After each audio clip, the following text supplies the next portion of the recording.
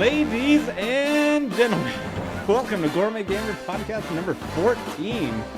The date is April 19th, 2014. We have a really shitty show lined up that we didn't plan, we didn't figure out. We're really going to make this up on the fly just because tomorrow's Easter and everything's fucked.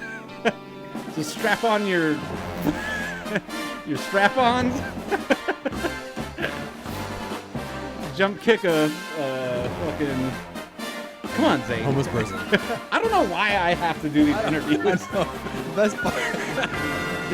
Jump kick a hobo. You just gotta fall into the role. Can't help it. Slice a Jew. And let's get ready to podcast. Slice a Jew. I said slice at you. Jeez, you racist.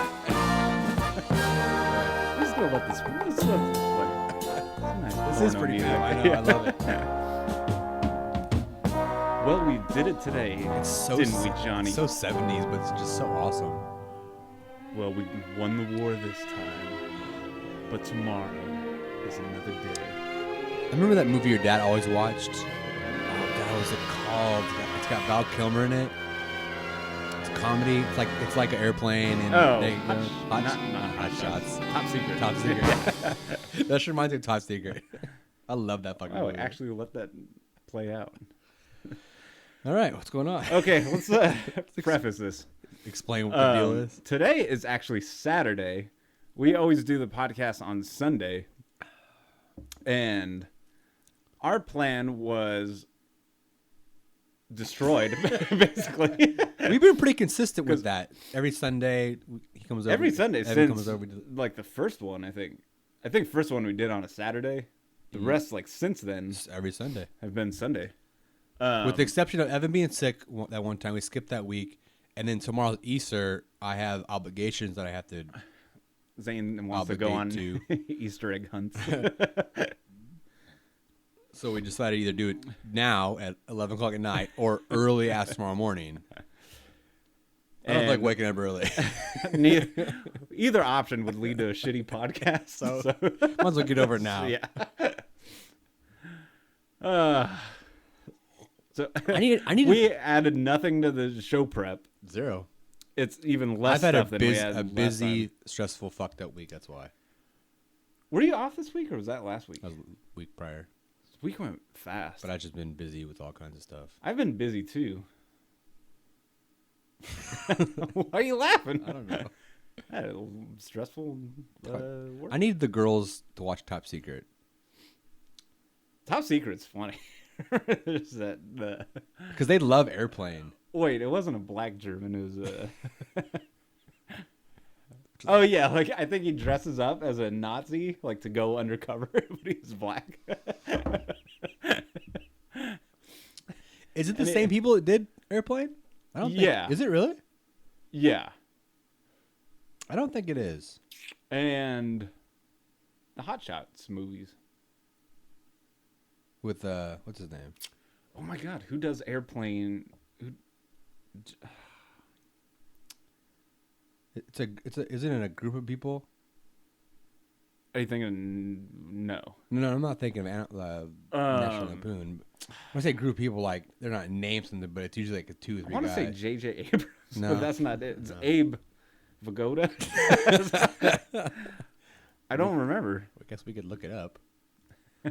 Once again, Some ignore side the ass fact tangent. Top Secret Movie. Like I don't know. Damn. A lot of people have seen this movie. 84. Yeah, it doesn't seem that Zucker. Jerry Zucker. Jerry Zucker. Jim yeah. Abrams. Jerry Zucker. Jim Abrams. Yeah. There you go. See, shit. I know my stuff, kind of. What is this? This ad? One of a kind. But it's 2 different people. I don't know. And it's like a silhouette. It looks like Alyssa Milano, and I don't know. And you can't. Oh, it's Orphan Black. Oh, Orphan. Yeah. It's her. Same person. She. Okay. Is it? Yeah. It's. Why does one have a wide ass mouth? She's a clone. That's it. There's like I haven't really watched it, but I know there's clones of her. I don't know. Whatever. Forget that, Evan. Jesus. Top Secret. So I guess it is the same guys, huh? Okay. Yeah. Naked Gun. Go up. Where? To. Oh, this right here? Oh, it's just people who like this also liked. So if I took in Jim Abrams, they'll probably show all of his movies. Yeah. Airplane, Naked Gun, Hot Shots, Hard to Do. Those are great movies. Wow. Yeah. Huh. Anyways. How you doing, Zane?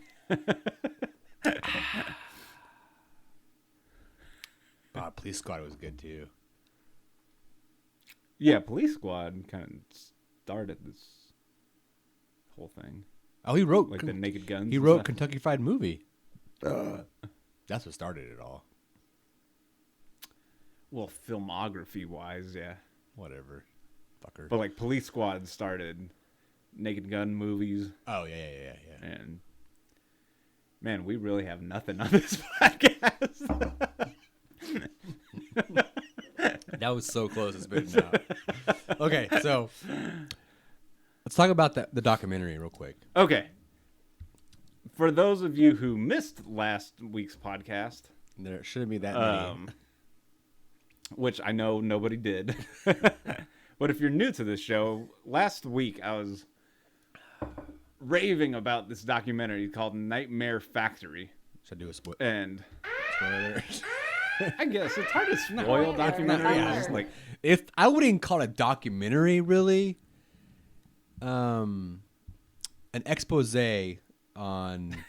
Expose is so like tabloid sounding. I know, but an expose on K&B, but really primarily on Greg Nicotero. Yeah, like he produced it, but he didn't produce it.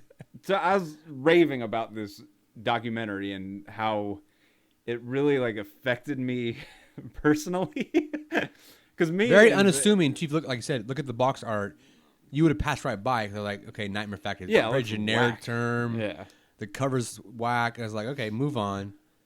But if you're a horror fan, old school horror fan, from the 80s and somewhere to the 90s, and you're a fan of physical effects, you'll thoroughly enjoy this movie. This expose. So my thoughts. I think you said. So yeah, explain how you feel about it. When I was watching it, like it kind of chronicled Greg Nicotero's life. And Greg Nicotero, for those of you who don't know, he is the N in K&B Effects Group, and K&B Effects Group is done. More importantly, for those that aren't in the really know, he has an integral part in The Walking Dead. He directs episodes. Producer. He does the makeup for it, or K&B does. So he's a pretty big part of that. So you might see his name there. Yeah, and he has done just thousands and thousands of like horror movies. What was I supposed to talk about? Your thoughts on it, like how you felt.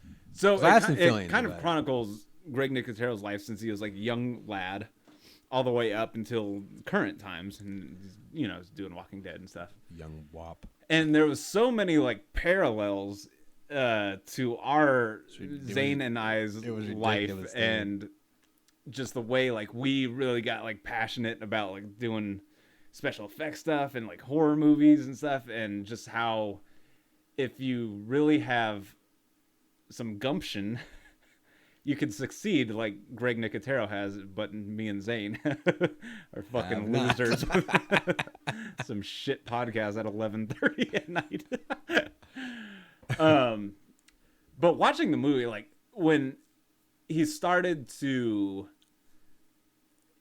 career started taking off, like when he met George Romero and stuff, and like when he started like doing Evil Dead. That scenario, is such the moons and the stars have to align. It's the secret law of attraction. That's kind of shit. Ridiculous, dude.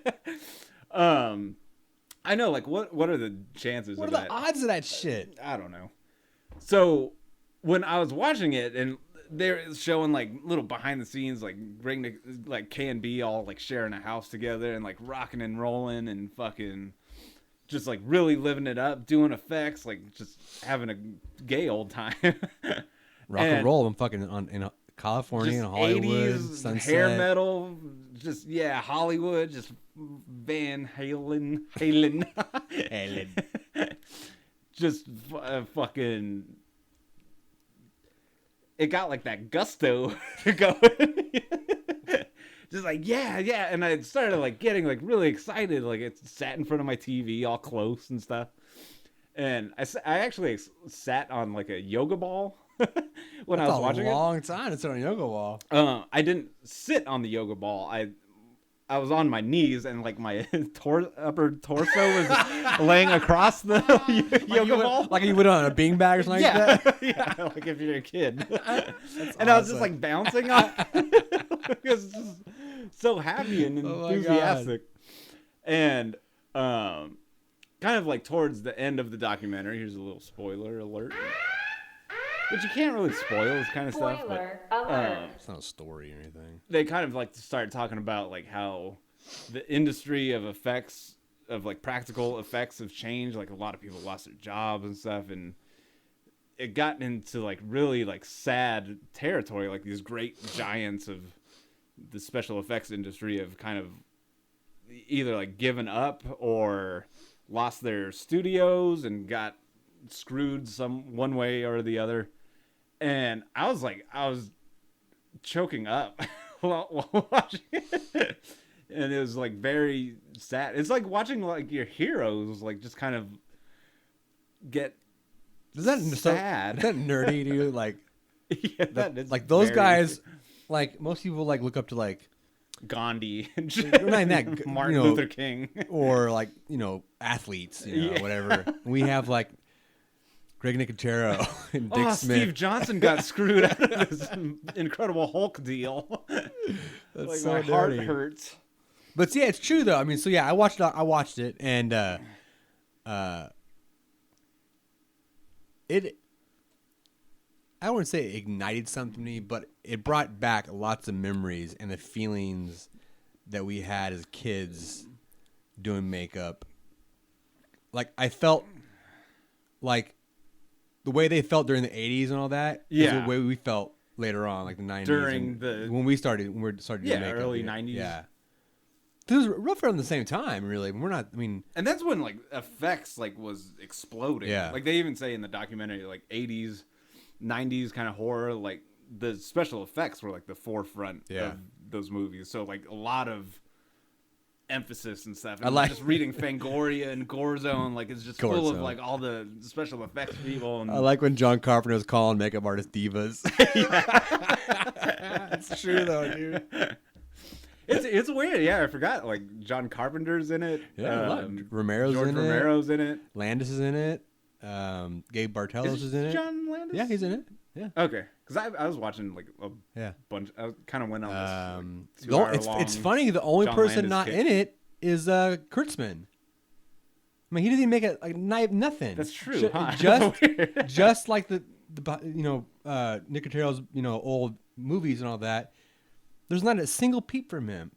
It's so weird. That is weird. I mean, I would think, regardless of the situation, whether it's true or not, how they kind of dissolved, you'd think he'd say something. I mean, that's just weird to me. They flew to Pittsburgh. They flew around to do this documentary. True, yeah. So they could have flew to Ohio to talk to him or where he moved to. That's weird. It makes me wonder, like, they had some weird falling out, dude. They say they didn't. Yeah, I don't know, because it also seems like just everything they said. Like Robert Kurtzman went to go just do like his production company. He's doing like effect stuff, like as like a side thing. Like there's that creature corpse core, thing, and he's doing that kind of stuff. Like it's for haunted houses mostly. Dude, I'd dig on that, dude. Yeah. We did that though. We were officially a haunted house. Yeah, I mean we've been there, done that. It's kind of like in the past as far as our career goes. We moved on to bigger and better things like the world of podcasting. But yeah, I loved it. I'm happy to. I watched it. It got like 5 stars on the fucking Netflix. Really? I think so, or 4.5. How does that work? I want to set the record straight. When you see a movie, I can rate it, and you can rate it, yeah, and then it turns gold, like the stars turn gold. It shows you already rated it. But before that, like it just like let's say it shows 2 stars, right? Is that the world out there that has rated that movie? Yes. Average is 2 stars, or is that's what they think? No, that's you'll like. No, that's the average. That's a rating system. I wouldn't mean that you. Think. Yeah, it's weird. Why is it weird? I don't know, because there's a lot of like really awful movies that are rated high. And there's like stuff like no, like I like that movie. Why does it have 2 stars? Different taste, dude. And then there's stuff that I would think would get like a awful rating that actually has like a high rating. So I don't know. Like that's why I know I have. So I know I have personally rated movies that a normal person would view as just fucking horrible 5 fucking stars because I like it. Yeah, I haven't. Oh, now I have rated a lot. That's all. All right. So back to thinking out loud. Yeah, so I loved it. If you are a fan of makeup or movie making in general, or just the history of movie making, or just a horror fan, I highly recommend the movie or expose documentary. Whatever. If you like dramas, but like I told Evan the night after I watched it, I went out and started sculpting because I was like, "Fuck, man." Did you or did you not feel like I've wasted 13 years of my life? Exactly. Yeah. Yes. Yes. I know. Like I've been like really kind of inspired to do a lot of stuff. Like I was like, just sculpting stuff like here and there, like mostly just as like practice, like and kind of needing something to do with my time. Like that zombie I'm working on, I'm gonna finish it out. I'm gonna ask Marty if he wants me if he's gonna let me do the prosthetic. If not, I'm gonna scrap it. I'm not gonna cast it if he's not gonna let me do it on him. Right. Yeah. But I have an idea for a sculpt that I've been thinking about it. Did you ever build an armature? No. Oh. I don't need one. You don't need one? The idea I have, I'm gonna do on the old Barbie one. Oh no, because you got Sculpey, and then you said like the girls like took it all. Took all my Sculpey, yeah, dude, all of it. It's just like 17 pounds smashed of in the carpet and shit. Fucking 17 pounds of Super Sculpey all gone. Stuck to the I'm ceiling. like, where the fuck did this go? I sculpted a baby head that looks real. It looks cool. Anyway, yeah, that's my problem. Also, I think there's only so much sculpting you can do. While you have to sculpt, obviously, but you have to move on from that point. You know what I mean? I feel like we've sculpted a lot of things. Not maybe it's the best things, but we never go past that point. We never, make a prosthetic or a mask or fucking anything really. I hate that. You know shit. Why? It's like that zombie you made was awesome. What happened to it? Which zombie? The one that the mouth fell off and all that. You made like the one that like kind of sculpted recently. You fully fleshed it out pretty much. Oh, scrapped it, right? Then exactly. I started sculpting a black guy. Which is scrap that.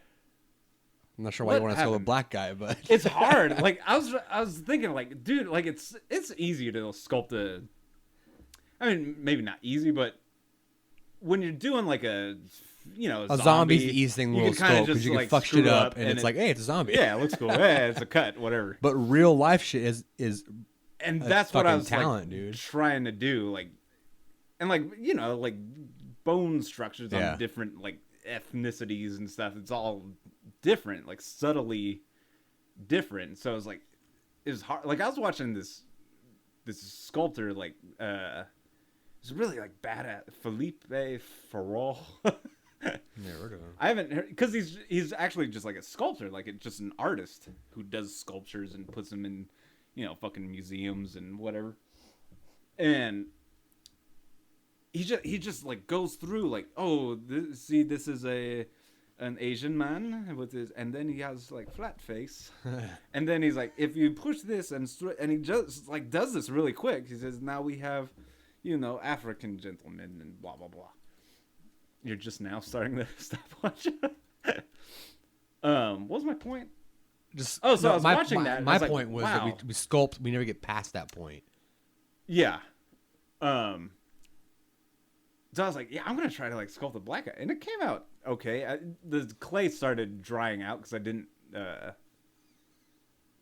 I just put like the bag over it. I didn't like seal it, so like the clay started drying out. That's another thing. I was gonna start some last night with the wed, but I don't know when I'm gonna get back to it. I can't. I don't want to use that anymore. The wed? Just nah. Why?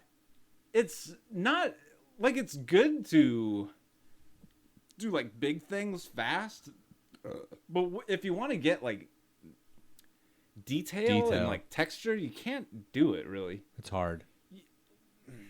You can, but it's not good enough. Actually, like working with the Sculpey, this is a weird podcast. Fuck it. If you're a makeup artist, you like makeup. For those 0 people out there. Like after working with the Super Sculpey. This is a weird one. This is. Yeah, I don't know why we're even talking about this. Because we like to. After using the Super Sculpey, it's like, wow, like you could get like these little fine perfect details and stuff. And then I went to doing something with the wet clay. I was like I tried to like just put like a little wrinkle, and then like the whole thing just blows up, cracks and shit. Yeah, I like that monster clay, that brown shit I got, dude. That sounds badass, but it's so fucking expensive. It's like $100. It's like a pound. It's ridiculous, dude. But it's so good though. Yeah. So I cut the black person's face off. If someone like just started listening, what? And then like I made that into like an old guy, and then I just let it dry out because I was thinking I'm gonna hang that on my wall. Yeah, but it doesn't. And now it's just cracks and shit. It doesn't dry out properly. Yeah, I'm kind of tired of wood clay. Well, we got like 12 pounds of it. That's a problem. I mean, I guess we can keep it for like mold making and shit like that. Yeah, and like walls and stuff. Yeah. That's what it's kind of intended for, as far as like the pros go. Or like just big ass things. Yeah, and the idea that I have is not a big ass thing; it's a tiny thing. It's gonna require penis. Lots of veinage. I should do a big giant cock. Just like fat, like. With our luck, we'll somehow get into like dildo manufacturing. Like, what? Dude, we can totally make dildos. We have like silicone. We have like all the materials. Have like 3 penises on one, and just all fucking alien looking at this shit. It's like 4 balls for those ladies who like that shit. Officially the worst podcast ever. I don't think talking about making dildos. What's the difference between a dildo and a dong? Is it the same thing? I've never heard it called a dong. It's a dildo. Or a dong is just a penis, I guess. It's a dongle. A dong. I hear things. Fantastic. So you liked it? I loved it. The documentary? I loved it. I almost watched the other one, the one we found after that. I might actually watch that tonight. God damn, you're a beast. You can watch that tonight. Why? It's only 12. 12. Saturday. Yeah, that's true. Okay. Attack on Titan. Okay. I binged the shit out of it. Did you? Yeah, I did. Okay, hold on. Zane's going to talk about Attack on Titan, which is the greatest anime ever. Is it? We'll get to that. Okay. So I'm going to hit the spoiler alert button. Go for it. Well, don't spoil anything. Yeah, I will. It's not Spoiler yeah, I'm going to. alert. Fuck it. Okay, so here's the thing. Try not to. Your thoughts first. Because we didn't talk about it after you finished it. Okay. You did say that it took like a couple episodes for you to get into it, and all of a sudden, bam, you're like, fuck. No, like I was from the first episode, I was into it. I thought you were. But I was just like drained, like emotionally, because I could, like, it was just sad right away. Yeah. But there's a point when, so here's a spoiler. Spoiler. This is all spoilers, so if you don't, whatever. When Spoiler alert.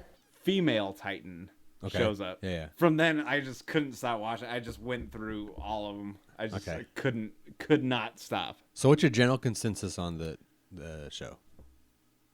It blew away Chobits. Well, that's not saying much, but I mean, they're totally different. Yeah. But the way it ends was so bullshit. So here's the thing: I don't know. I didn't look it up, but I looked it up. Oh, is that it? Okay. Oh my god. Okay. Without spoiling anything. No, we're gonna spoil it. Fuck it, I don't care. So here's my critique of the show. I loved it. However, and I've criticized this before. The English translation on the show is fucking horrendous. It gets worse. I don't remember. It gets worse. Getting bad. It gets. I'm like, what? I mean, it's enough. I know what they're talking about, but I'm like, dude, that's. You kind of do that, like that little suspension of foreigners kind of thing. I don't know. It's just like it's just like what it's saying. Yeah, there's like things that are kind of. It's not hard to get it. Not translated well. But I feel like there were some things lost in the translation because I feel like there were some plot holes or plot jumps, if you will. I'm referring to the jump from we know that Aaron. They all know Aaron is a human in a Titan body. All of a sudden, they jump to we think every Titan, or the girl is a human, and they don't explain why they come to that conclusion. You're talking about the female Titan. Yeah. Okay, here's the thing, straight up.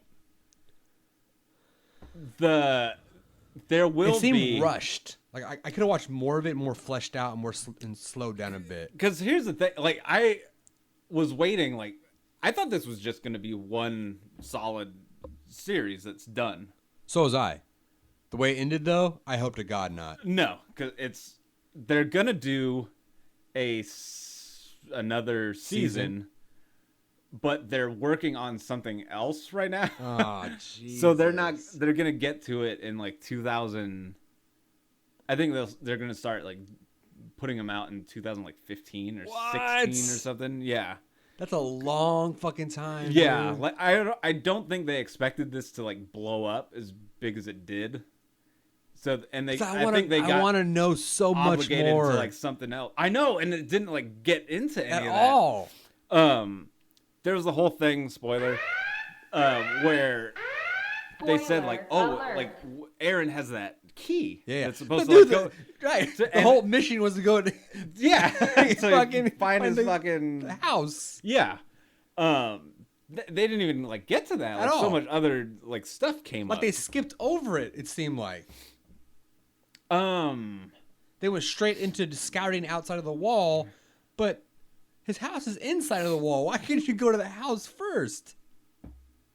Wait, because there's a part like you're like, what the fuck? There's some stuff like I'm still not that certain about. Like, remember when? And where's his dad? No one knows. No one knows, right? Because there's a part. It was a flashback when he met Mikasa, and she like killed those like hooligans. Oh, he did. Whatever. Was that outside of the wall? Because it was very like it seems like it, right? Yeah. So that's another thing. At some points, they make the city seem like it's really spread out. It's huge, like. But then sometimes it seems like it's really condensed, where they can go from one wall to another. But the other times, like it's like you can very expansive. Yeah. Like what the fuck? So I don't. Yeah, it's a good point. I don't know. Yeah, and that like that was it. Like, is his house? Because he was with his dad at that part, right? No, his house is in the city, in the wall, because his in mom, the city, yeah, like with his mom and dad in that place. But remember, there's that flashback when he went to visit Mikasa, and oh man, I'd have to watch it again. Because it seemed like that whole sequence was outside of the wall. It did seem like it. Like his dad was in that sequence, right? He's the doctor. Yeah. He was visiting Mikasa's family to check up on him. Did it show them outside? They don't show it. Yeah. I mean, you just assume it. It's a good sign. I think that they were outside of the wall, though. So I don't know if that was actually his like real house inside the wall. But I don't know. Like, that was a weird part. Yeah. See, there's some holes that I don't want to call them holes. It just seemed like they jumped around a lot, and they could have filled them better. Because there was like so much other stuff going on. I know, right? I feel like they should have slowed down a bit. Because everything that happens. Oh shit! Like they kept showing flashbacks of God, what's her name? The Sunny, or not Sunny? The female Titan. Flashbacks of her and dad, and they're trying to explain like how she become a Titan. And I think they're trying to explain somehow through the flashbacks, but it didn't show anything other than like you need to get revenge on humans or something like that. It's funny, I forgot that part. That's a problem with binging. Like I get how Eren turned into a Titan because he got consumed by him. That makes sense to me. But they say that the secret will be in the basement, right? And that's why he has that key and right. stuff. So it might not even have to do with him having been swallowed by a Titan. It sounds like the shittiest show. It does, but it's not. I know, it's so bizarre, dude. Right? He could just be. He could have some kind of weird powers or special whatever. He just happened to be swallowed by one. Because if that girl was able to like turn in, I don't know. There's so much stuff. Like, where the Titans come from? What is their problem? What's in the basement? It's like Lost. There's so many fucking answers. There's unanswered. So many questions. That makes sense. It's just like there has to be. There's gonna be another one. It's just taking forever. It's a long time to wait, dude. I know, and especially like the way it just ended. Like, it's just there's so, like you said, there's so many unanswered questions. Like this one. Hey, where are the white women at? There's no black people though. You notice that? Are there black is people? There ever black people in anime? I don't think there is. There's probably not many black people in Japan. Well, no, there's samurai. Afro samurai. I wouldn't call that really anime though.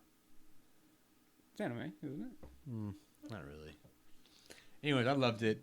If you're an anime fan, or really not, fucking, it's just anyone. It's a crazy fucking show. It is so. It's absurd sometimes. It's Japanese to get past the whole screaming constantly and air flying. But it's very like emotional and like moving, dude. The action. No, dude, it's so funny, dude. I was watching, right, and I was And Aaron, I was like, fuck, he's so intense. He's like, screams all the time. And I tweeted it, right? And shit, you know, the next episode when he turned into a screaming, raging Titan. I was like, oh, I spoke too soon. I just like watching the 3D maneuvering device. Dude, that is the worst translation. Also, 3D maneuvering device.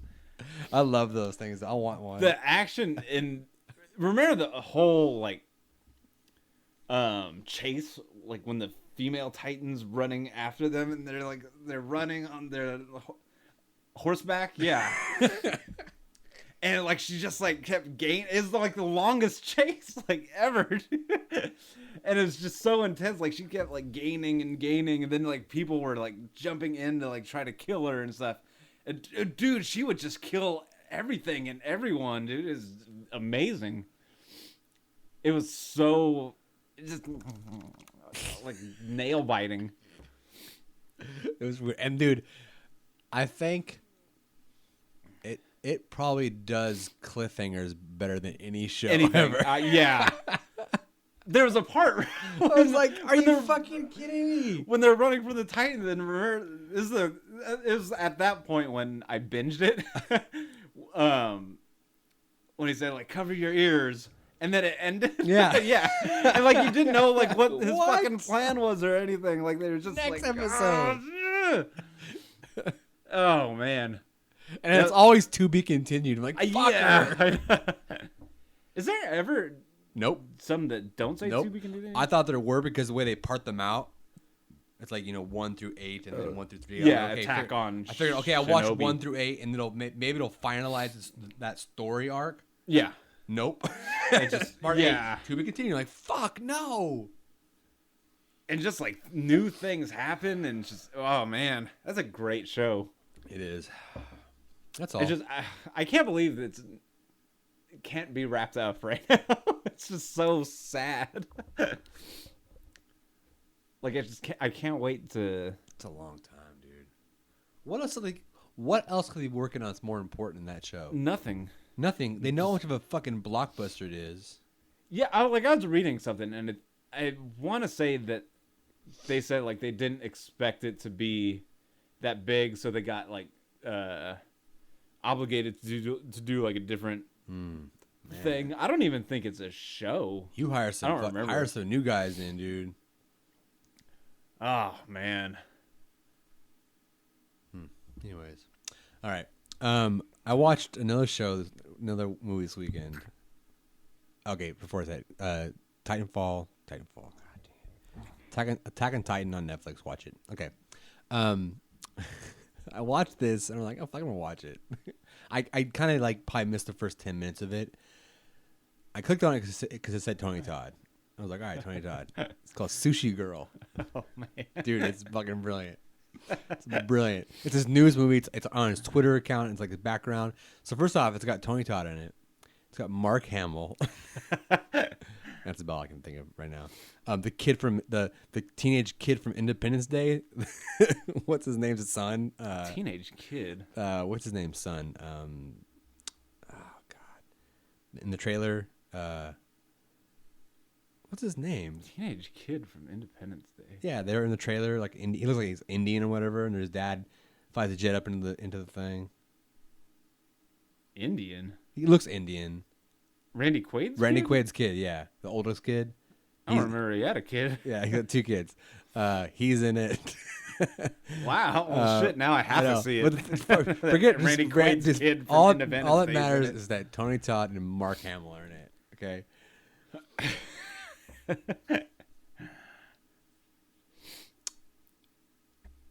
I don't know how to choose your words carefully. I know. This is Sushi Girl we're talking about. The premise is kind of whatever, but the tone was very like early 90s. Like it was so awesome. I can't. What's it about? Like, explain to us and the listeners across the globe. So these guys are all Sushi Girl. These guys are all like bank robbers or robbers, and they have a crew. And it takes place like 6 years after one of their big heists, and they're all getting back together because they want to find out where the diamonds are. Because the one guy that got pinched and went to prison, he was the bag man. So trying to figure out where their diamonds are at. So they have a reunion. He gets out of prison. They all come back, and Sushi Girls basically because they're in this. The whole thing takes place in this one room around the Sushi Girl. You know, Japanese yakuza. They eat sushi off a naked chick. Yeah, that's Tony Todd's thing. I learned that from Showdown in Little Tokyo. And so the whole thing takes place in this room while they're all talking about the heist, and they're torturing their old guy for him to tell them where the diamonds are at, and they just have flashbacks and all that, trying to figure out who has the diamonds. They keep blaming each other. Wait, who are they torturing? The bag man. He's got a prison. So they all come back to this room, this restaurant, whatever that Tony Todd owns. Tell us what the diamonds are. Yeah, basically. And he's like, I don't know. Tony Todd. I don't know where they're at. So they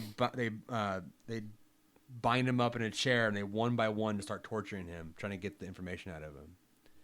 And slowly but surely, they start figuring out maybe he doesn't have them. Who has them? You know what it sounds like? Okay, what? Go. It sounds like when Tarantino was big. I kid you not. All the people that copied, dude. It gave me like this weird, like 4 rooms like, kind yeah. of like. And I think I know what you mean by like 90s, like it has that early 90s feel. And then kind of like a Wishmaster Hellraiser feel to it. Can't explain it. It had puppet. It was so bizarre. I can't explain it, but it had this like fucking Puppet Master music always going on in the background. Like there's always music going on, always. It was so bizarre. What's the rating on it? I'm gonna guess. Let's see, Sushi Girl, Tony Todd. I'd say a 5.3. I think it's higher than that, to be honest. I actually, did you look it up already? No, I tweeted out to what's his name the other day. Tony Todd. He's on what you call it. Oh, 6.0. 6.0. Look at the poster. Yeah, it's a pretty cool poster, right? That grindhouse. Yeah. Kind of poster. Dude, and Mark Hamill's like this twisted fucking just freak in it. Oh, Michael Bihn's in it? Yeah. Damn, Jeff Fahey? Yeah. Danny Trejo's in it. Who the hell's Stryker? I don't know, but their roles are like literally. Wait. 30 Sonny seconds. Chiba? 30 seconds they're in the movie. Oh, really? Basically these guys got like all of these like, you know, once upon a time were like stars. Oh, James Duvall is the kid from Independence Day. Yes. Yeah. So, yeah. Why do I know that? 6 point. I mean, 6. That's pretty average, I guess. 6? I mean, that's not bad. Look at this dude. It's a D. It's not a failure. It's not. It's still passing. I saw this movie Kamikaze. It was great. I mean, you have to watch it. Do I have to watch it? Yes, you have to watch it because I want to see the feeling, the tone that you got from it. So people like this also liked The Dark Truth, A Lonely Place to Die, Aggression Scale, Killer Elite. No clue what these are. Just watch it. I don't want to. Who directed it? That's a pretty cool poster. That is cool. It's drawn. Yeah. Or probably it's photoshopped to look like it's drawn. It looks pretty cool, though. It already smells of that Tarantino ripoff kind of movies. Look at Revenge is a dish best served raw. So rad. Kern Saxton is a director. Oh, Kern Saxton did it. Whatever. He did Porntourage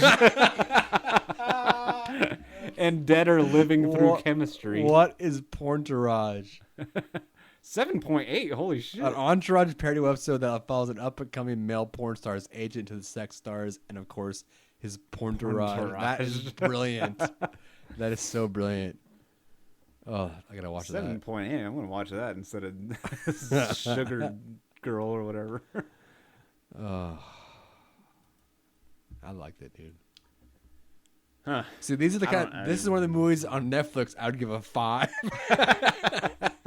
That no one else would. Does your recommendations get all like jacked up? Oh, mine are fucked, dude. Yeah. Who's this? It's the writer. Looks kind of douchey. Dude. Yeah, look at him. Fucking faff. Dick. I gotta see what the first review is real quick. Oh, whatever. Yeah, check us out if you go to Twitter. Oh, wait, over here. Tony Todd.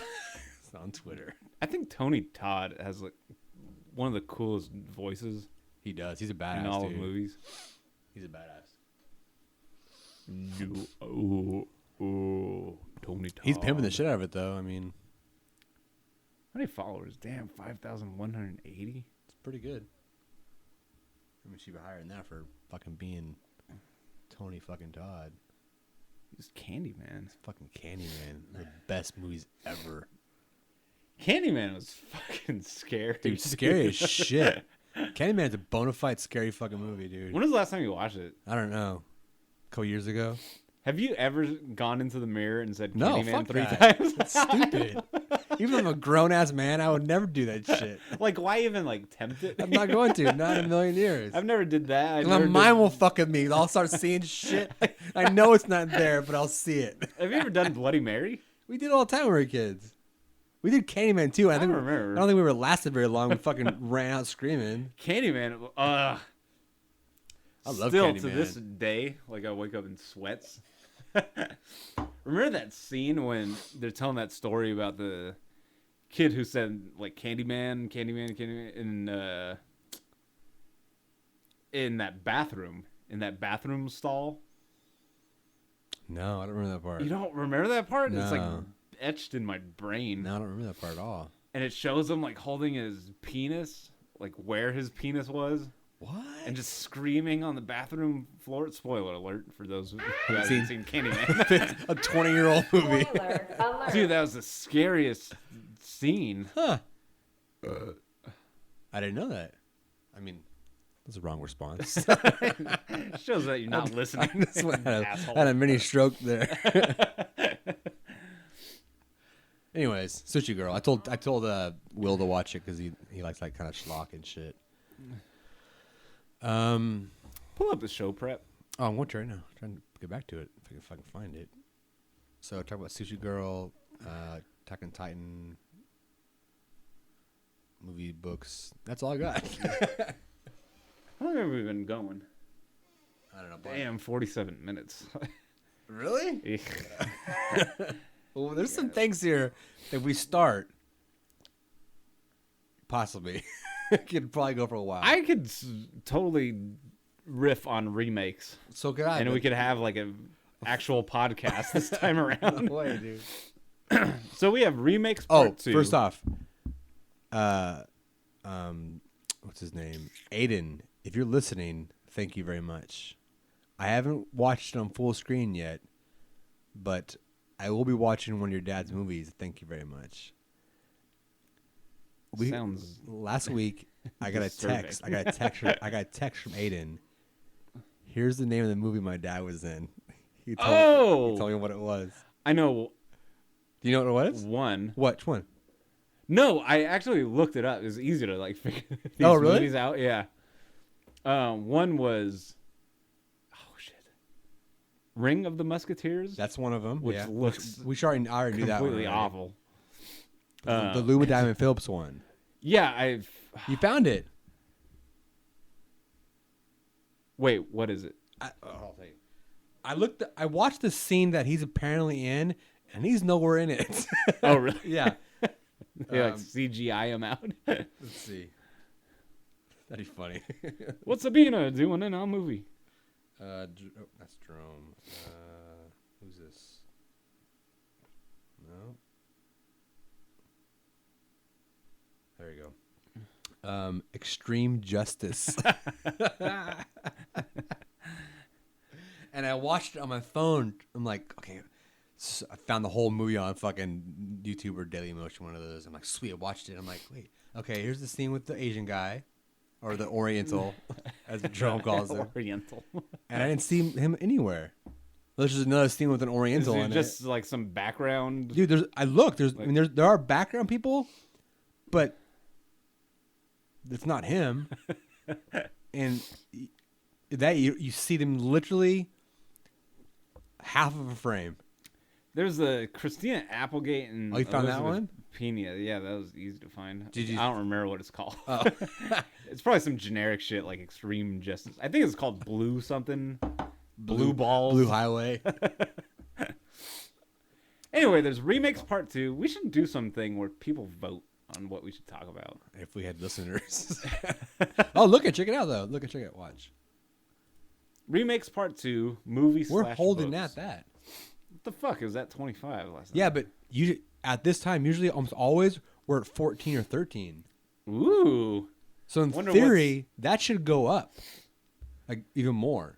One day we're just going to blow up. I think so. I really believe that. I believe that with all my soul.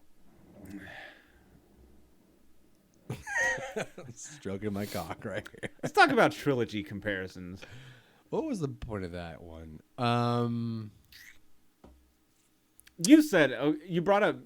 Oh, yeah. Okay. I said, what is this trilogy yeah. comparison? Okay, trilogy comparison. So, someone on my Facebook or whatever it was. I just want to hit something. We don't use our soundboard. We don't. I don't know why. We are slowly becoming more professional at this. Is that why we don't use it? Or we just completely forget about it. I think the novelty wore off because the day we got the show, like we hit everything all the time. Yeah. It's also hard. Like I noticed that, and I could be wrong here. A lot of other like radio shows, they have a guy doing it for them. Do they? Yeah, some do. I think, and also they have like a screen right in front of them, so they can see the sound effects. Yeah, we have some hodgepodge ass. Look at the fucking screen and then reach over our mics and push a button, hoping it's the right one. Our fingers slips and just hits them all. Okay, so trilogy comparisons. Yeah, so my friend posted on the day. I don't recall where it came from, what it was, but I thought it was a good idea to talk about. So, an example. Usually, the general consensus is when you have a trilogy, or even what do you call it, part 1 and 2? A duology? That's a proper. There's probably a proper term for it. I don't know what it is, but usually one is. I guess you just at that point you just refer to part 1 and 2. Sequel. 1 and 2. Yeah. Usually, the first one is always considered the greater of the 2 or the 3. Usually, most of the time. However, there are some movies where the sequel or the third is superior to the other ones. Case in point, most people say that Empire Strikes Back is the best of the Star Wars movies, right? I'm not sure if I agree with that personally. That's me, but the general consensus is that, right? What was another example that someone brought up? I can't think of any. Let's rewind. Be kind, rewind. Man, I should have looked into this because I'm probably gonna not remember any sequel thing. Yeah. Okay, let's take it from. This has been going for a while. This topic. I know that's why I wanted to just find something and milk it. I'm busting out the other rock star. Oh shit! 12:15 a.m. He's busting out a rock star. Well, I gotta watch Sci-Fi Boys when I get. And I wish I would wrote some examples down because I can't think of any right now.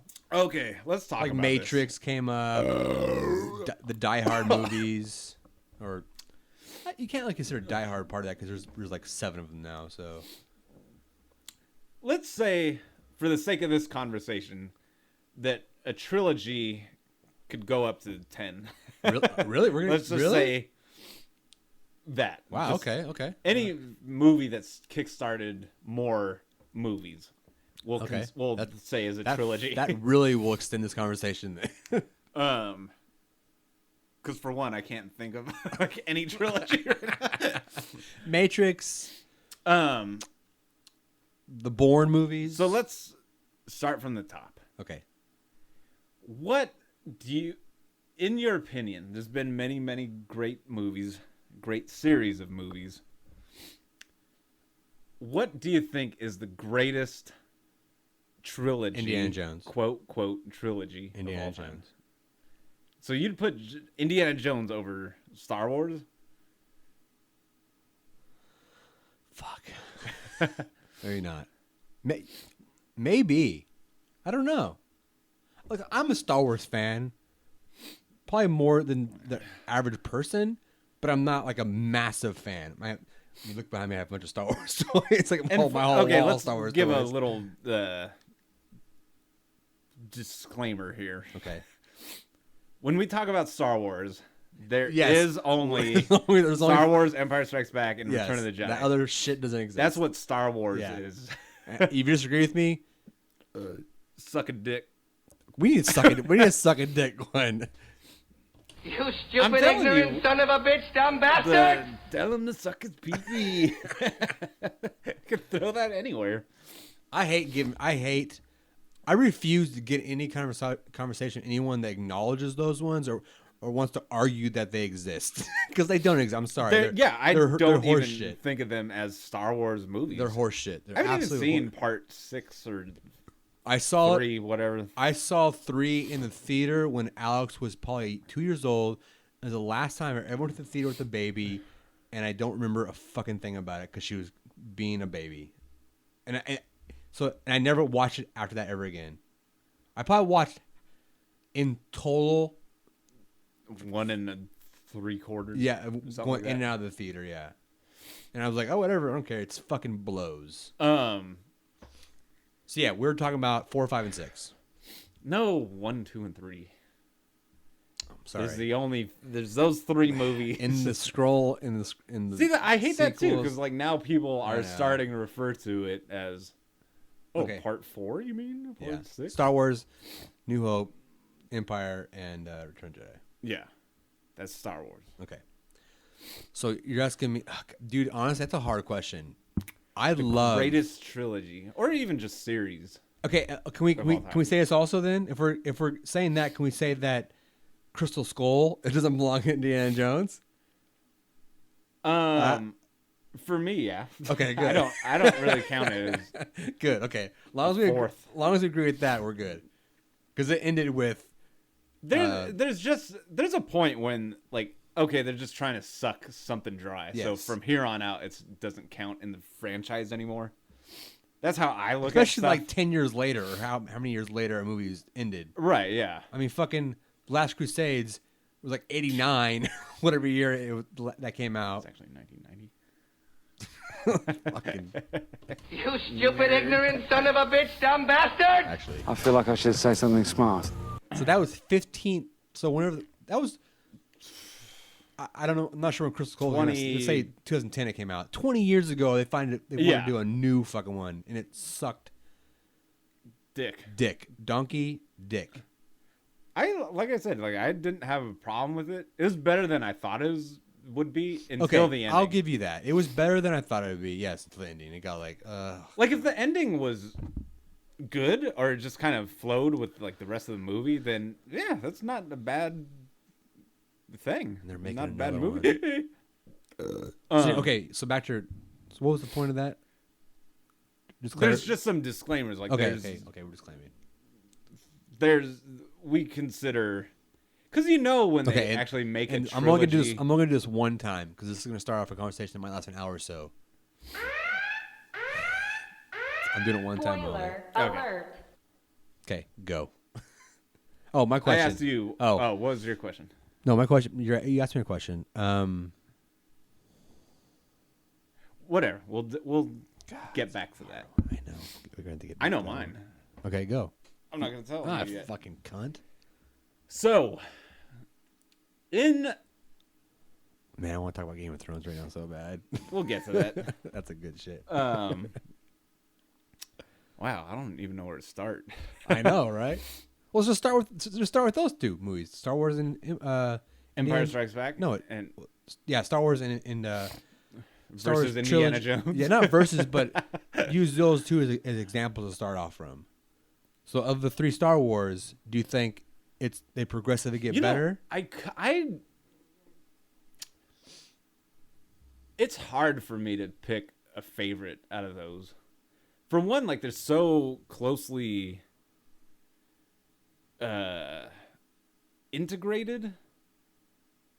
Okay. That it's hard to really like differentiate. Oh, that one was better than this one. This was better than that one. Because I guess you could say like Star Wars is like the only standalone movie. Because Empire Strikes Back. Here's one thing that bugged me. It doesn't bug me really. Okay. Because it's perfect. But it kind of ends just abruptly, which kind of doesn't matter. Like it doesn't matter if you're watching it like in 1980 or whatever. It would matter. Like, yeah. oh come on! It's like Attack on Titan. Yeah. Like what? This is absurd. But it just does like kind of end like out of nowhere. Like Luke, spoiler alert, whoever hasn't seen Empire Strikes Back, Darth Vader is his father. Shame on you. Like Darth Vader whips out. I know people have never seen Star Wars. I do. Kylie, she hasn't seen them. I had to How is show that her. Possible? And I downloaded. Yes, George Lucas. I know you're listening. I downloaded the originals. The original. I have them. Yeah, you can't. It's not like the legal. So what? I don't. Because you can't get it. Fuck him. Well, it's not his fault anymore. Now, fuck Disney. You need to release the Which originals. maybe they will. Dude, they could make so much money. People will fucking buy that pre-order a year in advance. See, it's just they're just milking it. But fine, milk it. Let everyone wants the fucking originals. Everyone. I know, and they just give them like. Just the Anyways, I have the originals, and the kids will only watch the original. Like I won't let them watch the reissues. Just the a reissues. Joke. It's just pathetic. Yeah. Han did shoot first. Yeah. So what? It's a bad alien. Doing some He's bad a fucking shit. smuggler. Who gives a shit? That's a pirate's life. Yeah. Pirate's life for me. What was the question? Oh, of the three Star Wars movies. Oh, which do I think is the best? Yeah.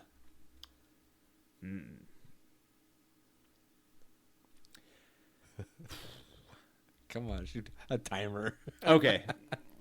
Here's how I'll put it. Star Wars 1. New Hope. Just called New Hope. Perfect. Perfect movie, perfectly told. Okay. Incredible. It's 1977. Okay. Empire Strikes Back. 1979. Very much stepped it up. I believe it's 1980. No, it's 79. Google that bitch. You want me to? Yeah, let's bet something. No. I bet a penny. Okay, a penny. That's all I could afford. Empire. Why isn't this the first thing up there? Strikes. Is it called like What the hell? Star Wars Empire Strikes Back? How could that not like pop Pull up? up in fucking IMDb. Oh, because you probably have to put Star Wars Episode 5. Oh my god, 1980. Ah, yes, I'm a penny richer. Oh, you penny bastard. Okay, sorry. I think they really like upped the game in sophistication in Empire Strikes Back. Effects wise, it's a masterpiece. I mean, Yeah, and there's just dope stuff going on in the snow. There's laser blasts and ghouls and goblins of all sorts. I think they really like stepped up the writing and like making like, because it's set up like Star Wars. Okay, yeah, Luke's gonna go on like this, fun journey full of goblins and gorillas. And he does his thing and then blows up. Spoiler, whoever hasn't seen Star Wars. that's funny. I said we should. I'm only gonna do it one time, but now that you say that Kylie hasn't seen, I know people. We have to really I showed do. her, We and have she to still do a hasn't spoiler. seen Return of the Jedi. God, what? This is crazy. Like you just are out of the womb. You kind of just watch those. My kids did. What was the point? Oh, Empire Strikes Back really stepped up a lot of stuff. Made the whole world deeper. There's this going on, that there's Toth and things. and like fathers and dark sides and wooing and all this stuff. So it was a lot more like darker and deeper. It definitely has a darker tone to it for sure. Yeah. And Lando's in it. Damn, girl, you looking good. So that's my favorite line from any of the Star Wars movies. Lando Calrissian. I don't even know if that's the right line. Anyway, I think Return of the Jedi is far and away like the most fun and just adventurous. There's a lot of really like exciting stuff. Right. There's Ewoks. That's why it's my favorite. Return of the Jedi. Yes. Really? Because of that. It's another reason is because while 1980 is not a big jump to 1983, then when Return came out, it seems like it was a giant jump in time. Like I feel more connected to Return of the Jedi than I do the Empire or Star Wars. Like I feel like Return was more of an 80s movie. Like that yeah. I feel like I grew up more with it. That makes sense. Yeah. Because we were born. I mean, I was 4 years old when it came out. 5 years old, 4 years old, but that's enough. I mean, I could be 6 years old and I could be collecting Star Wars toys. I have Return of the Jedi sheets. Exactly, right? Yeah. Think about that. I don't know where those came from. I just like found them. Like I guess it was on one of my old beds or something. Right? Why not? But I took that shit with me. I would too. But why not? A New Hope or Empire Strikes Back? Right? Yeah. This is more connected to our childhood, I think, and I always got that feeling. Like I think I have more Star Wars. I have more Return of the Jedi Star Wars toys also. I think it's just so full of way more just things to like grab onto. Like there's Ewoks, characters, there's Jabba the Hutt, there's fucking Jabba the fucking Jabba, Hutt. yeah. Boba Fett, hands down. Well, Boba was in Empire. No, it wasn't. It was. No, it wasn't. He's introduced here. No, he's in Empire. When Han Solo gets in the carbon freeze. Wait, it's in Return. Yeah. A lot of shit happens in Return. A lot of big stuff happens. Trust me. And Boba Fett is unequivocally the most popular character in Star Wars. Who has little screen time of any character. How does Han Solo get caught? I don't even remember. I don't remember either. I want to look at Boba Fett up.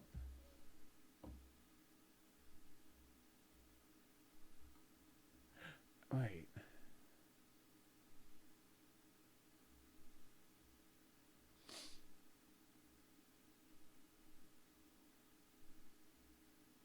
Let's see. How would you find that out? Oh, it looks like a Boba Fett.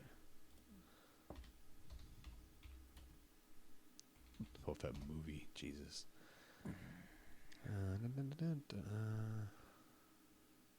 Oh, he wasn't. Wait. Holiday special. Empire Strikes Back. Hold on. I could be wrong. I'm an asshole. I am an asshole. Well, when is he in that, though? He's more prominent in Return of the Jedi, though. A, because he dies. Well, does he? Wait, where's Han Solo? He's in Carbon I don't know why this has got confusing all of a sudden.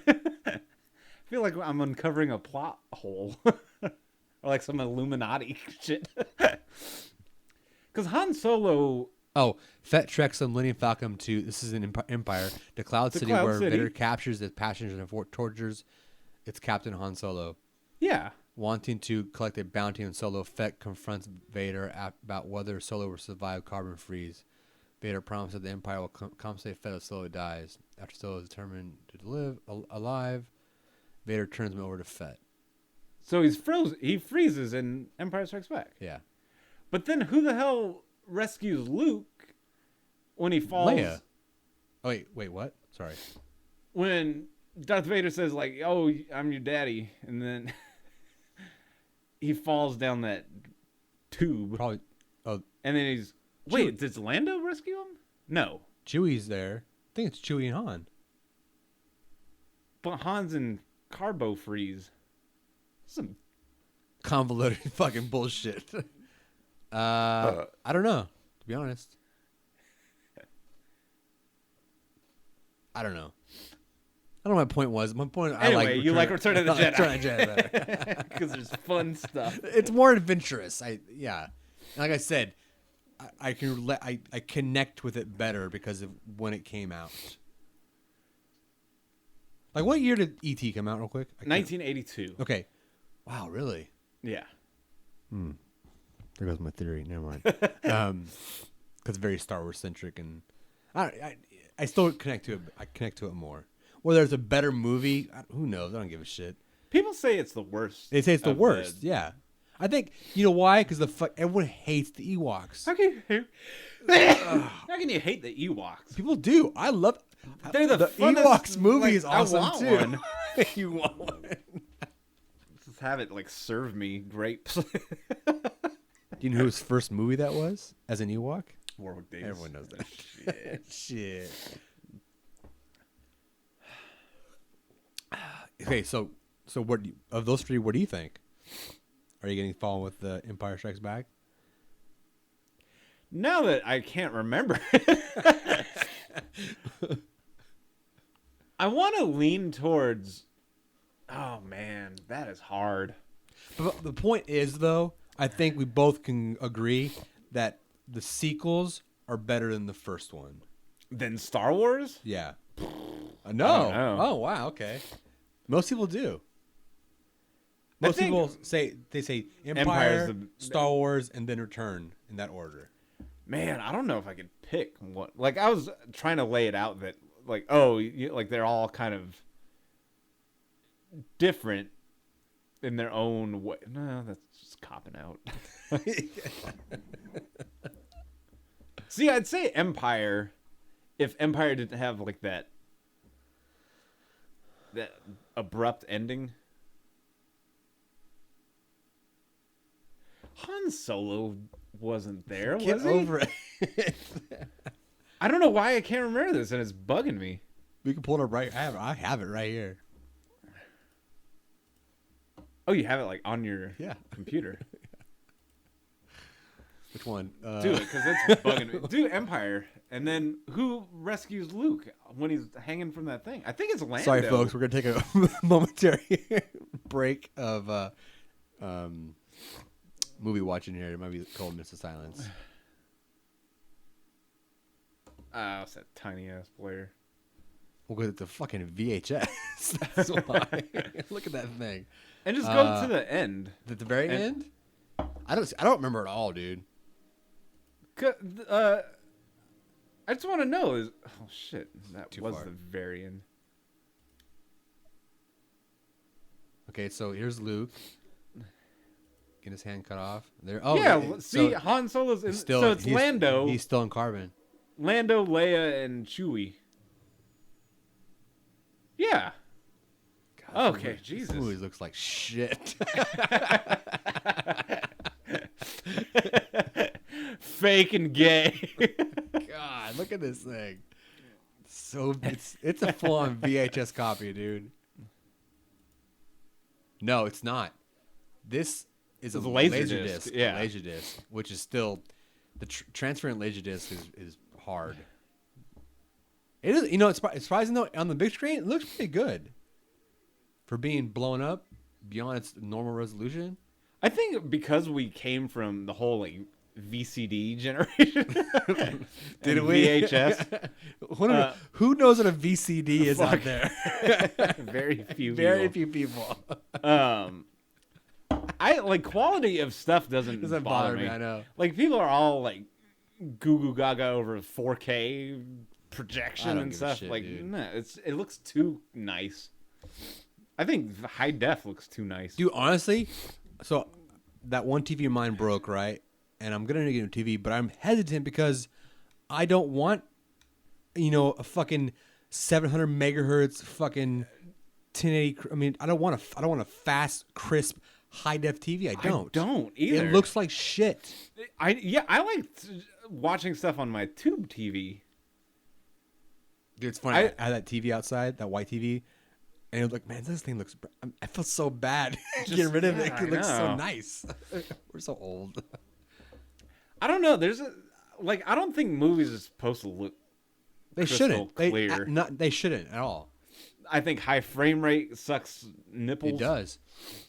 I mean, it's good for sports, reality shit, but for movies, it looks whack. I think period. No, sports looks awesome because it's real. But movies have that heavenly. What's the word for it? Yeah, I don't know. Maybe it's different for like the newer generation, like coming up, like where formats kind of don't matter. Maybe we're still stuck with 24 frames, and which is the way it should be. Just things looking kind of shitty. But I just think it's more real. Like I don't want to see everything crystal clear and sharp and smooth. It's sharp. It's very just sharp. Not, I don't like that at all. I don't see very sharp. I don't think anyone sees really sharp. Like I remember when Marty brought his TV or he got his new one. I walked over there and I was watching Fifth Element. And I kid you not, it took me a millimeter second. Nope, turn it off. Can't do it. I'm like, dude, you don't see that? It's like, no. I'm like, dude, it looks like shit. It looks terrible. And like, if you like it, fine. But I think I could never watch anything like this. It's a joke. It just looks so cheap. I'll watch blurry, pixelated, blown up, fucking Betamax. I still think, like, to me, like, my favorite image quality is 16 millimeter. Maybe not all I do because that looks like shit. But just the average kind of 16 millimeter stuff. Like from, 70s, 80s. It's just, there's something about just that look that's where it should be. And just kind of regular 35 millimeter film. But high frame rate stinks. Like, dude, I was watching The Warriors the other day. That shit looks fucking pimp, dude. It does. Like, it looks so nice. Should just really be I don't know. Some things you don't need to tamper with. Like about Watchers. Anyway, so yeah, Han Solo's ass is frozen in Empire. Spoiler alert. So you do owe me a penny. Fuck. So you never answered the question though. Damn. You know what's dope in Return of the Jedi too? When Luke fights that big, fat, claw teeth guy in that pit. Oh, the Arthur Rocker. I used to have one, a toy. I fucking lost it.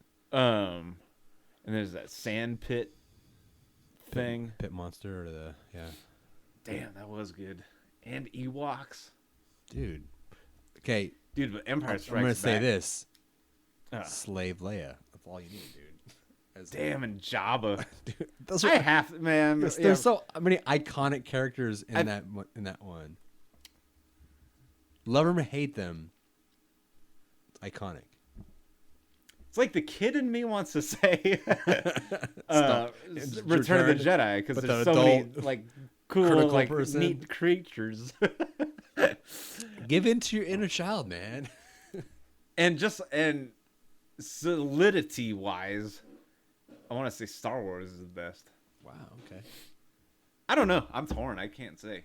You're a bitch. I'll save that for next podcast. You're a fucking bitch. So since we're on the topic of trilogies, somewhat, fuck it, trilogies, sequels, whatever. What do you think's better, Alien? Oh God. Or Aliens? That's the Aliens. You say Aliens? Yeah. It's James Cameron. Did you know that? I know. I'm fine with that. Oh wait, no. Alien. Those now, if you want to say two different movies, those very much are two different movies. One is tone wise, completely different. One is spooky, scary shit in space, and then you have action. Fuck James Cameron. See, no, Alien. You want to talk about iconic shit. But then again, you can't compare those two because they are different fucking movies. Different. Because Aliens is a badass movie on its own. Or there's just like... Or creepy... Yeah. Now, if you really want to say Aliens, or Alien 3, okay. Alien 3 is the worst. No shit. Or we get if you want to say Alien Resurrection. Prometheus. Ooh. Bomb drop. What? I don't even count that in anything. Dude, every time I watch it, I like it more and more. Do you? Yeah. I pick it apart. There's little things I see and notice, and I like it. I think just as a total movie, whatever, even if there's like cool shit in there, like, oh, Ripley's... No, by itself, not a good movie. But it just gets worse. Within the canon and the universe of Alien, it's a good movie. Because it gets you thinking about certain things. See, but it's not like a big it's ass a nerd like, movie. Puzzle. But it is, thing. Though. If you're it's a good movie for movie nerds. Yeah, I think if they focused on actually making a good movie. Cause, dude, it started off one of my favorites. I was like, this is the greatest movie I've ever seen. And then it just went. It kind of went south. Cockaville. Yeah, it did. But yeah, to my original question, Alien for sure is better. You think Alien? Yeah, it's just I like the scary. Oof. It was one of the first movies to do scary space very well. I think. But then again, I also said that if you they're two different movies. If you imagine that, like, put yourself back in, because now people see like, oh, Alien, whatever, it's just a penis-headed creature on a ship. Big whoop. Who says that? If you think like there hasn't been like a movie like that, like it's very much just like, you know, the creature in the house kind of movie, but you're in space on a spaceship. You can't run away. You're stuck with it on there. And I think like that was very in that and that tagline, in space no one could hear you scream. Brilliant. Is so fucking scary.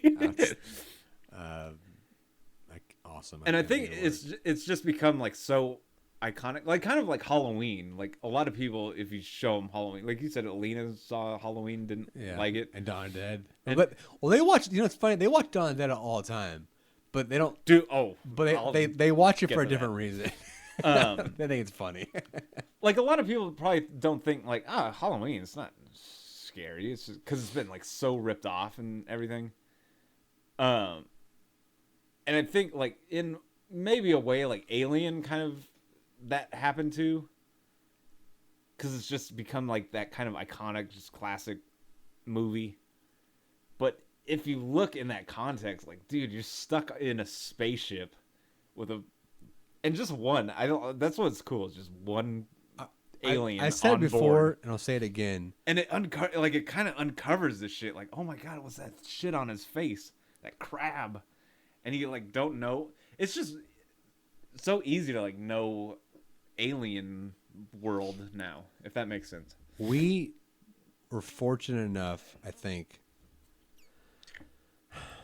and we're even kind of on the younger side of this, but we can still relate because we were able to watch these movies around the same time. But we were fortunate enough to grow up in a period where these movies that came out were new and fresh. Yeah. And we got to experience them in a different way that people do now. There's nothing new and exciting and fresh anymore. And a lot of people even go this far and say that most people are desensitized to certain shit. Like, Halloween doesn't scare people anymore because they've seen worse in real life and then not, right? Yeah. We didn't have that that like influence or that distraction or what's the that word I'm looking for? Fucking I can't think of the word. Fuck. We weren't not lucky, but we were lucky to not be You know what? Like straight up, like people, I think nowadays, like with just internet and just so much like media everywhere, right? They can't like. There's nothing new and exciting. It's hard anymore. to like appreciate right anything. Music, this sucks. You just go on and just you could completely just blitz your fucking brain with all this stuff. And now people's like attention spans are so low, and just you have to like ridiculously low. Grab the listener or the audience quick. Not with Gourmet Gamer Podcast, folks. I mean, dude, we think about drag this shit out. we were. This is for the patient and sophisticated. I don't know how old we were. Way past the age where we should have been scared, but I remember this so vividly. We were like 13, 14, but being just goobers when Mike would scare us as Michael Myers. Dude, that was your house. Fucking most frightening thing. It's like we know it's not him, but it's so scary. It's so scary. Like, how ridiculous is that? That we got bona fide scary, or maybe we just trumped it up. We're just playing along. I don't remember. But who cares? It was fun. But if you tried that now, what are you doing? It wouldn't work. Yeah, faggot mask. You're so gay. It wouldn't work. I'm gonna go paint my face. Like I said, Halloween. And Moat. here's a better point to even this. The age gaps. Exorcist, right? Dude, I'm not a big fan of Exorcist. Are you shitting me? Let me rephrase that. Let me rephrase that. You stupid, ignorant son of a bitch, dumb bastard! I'm a fan. But I don't get the same fear and feeling that my mom does in her generation. My mom won't watch that movie. Dude. She scares the shit out of her. But she grew up in the 60s and 50s where that shit was frightening and had fresh religious undertones and like, what the fuck are we seeing now? And it's weird. There's been like this whole like exorcism fucking revamping. And it's lame. It's horrible. Is whack. It's whack. It's a whack attempt to fucking ride that thing, and it never works. It's not ever gonna work. Stupid movies. But I guarantee if someone say Alina, my kids are different, dude. My kids are a little different, but just whatever. A normal person watch Exorcist now. A normal 20-year-old, they're like, what the hell? They would feel nothing. I guarantee nothing, unless they're uber religious and Catholic, maybe, but they would feel nothing at all. I guarantee. Night of the Living Dead thing, good example. You're gonna punch me here. Night of the Living Dead is not that scary at all. But when it came out, I guarantee you, if you're in that theater, you would have shit your pants. See, there's a thing, and maybe it's just me, I don't know.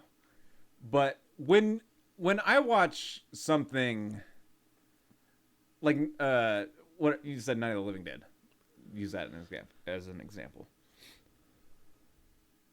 I love that movie. Just clarify that. It's one of the greatest films of all time.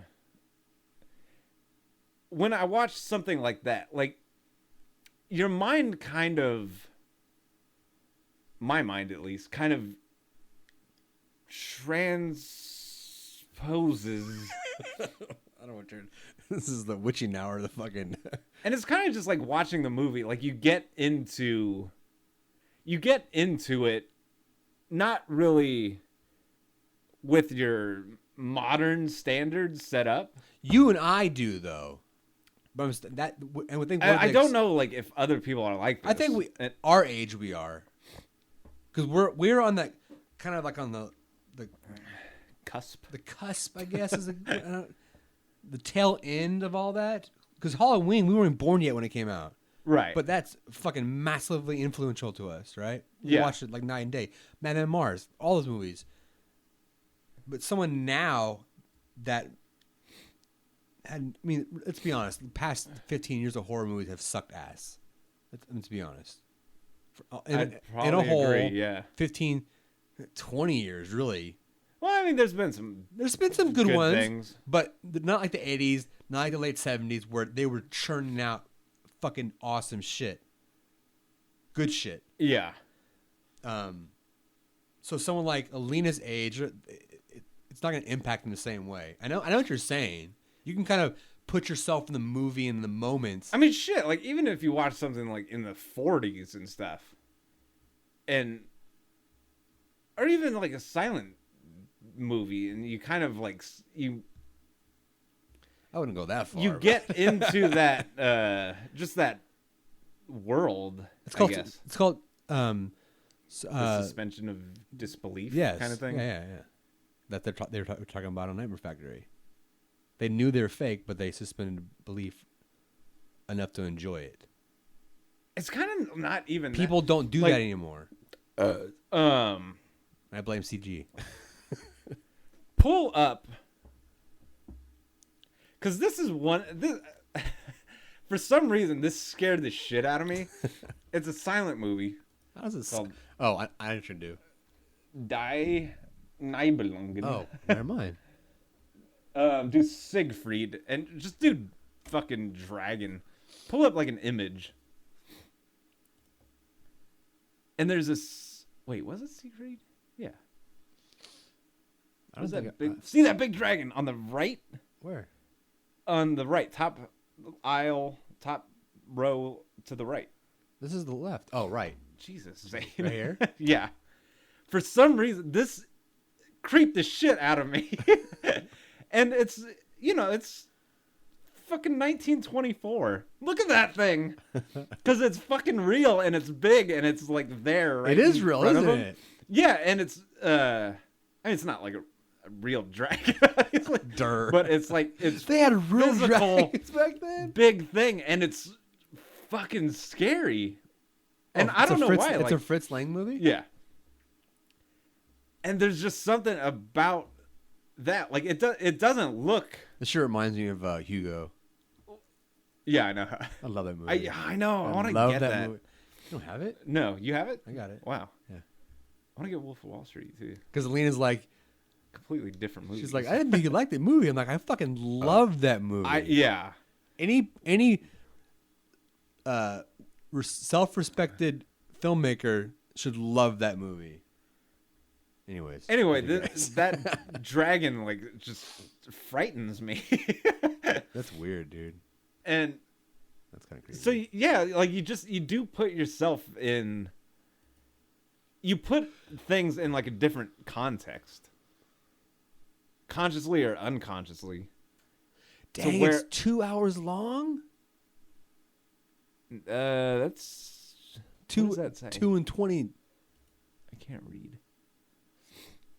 Yeah, the Nibelungens are 2 like series.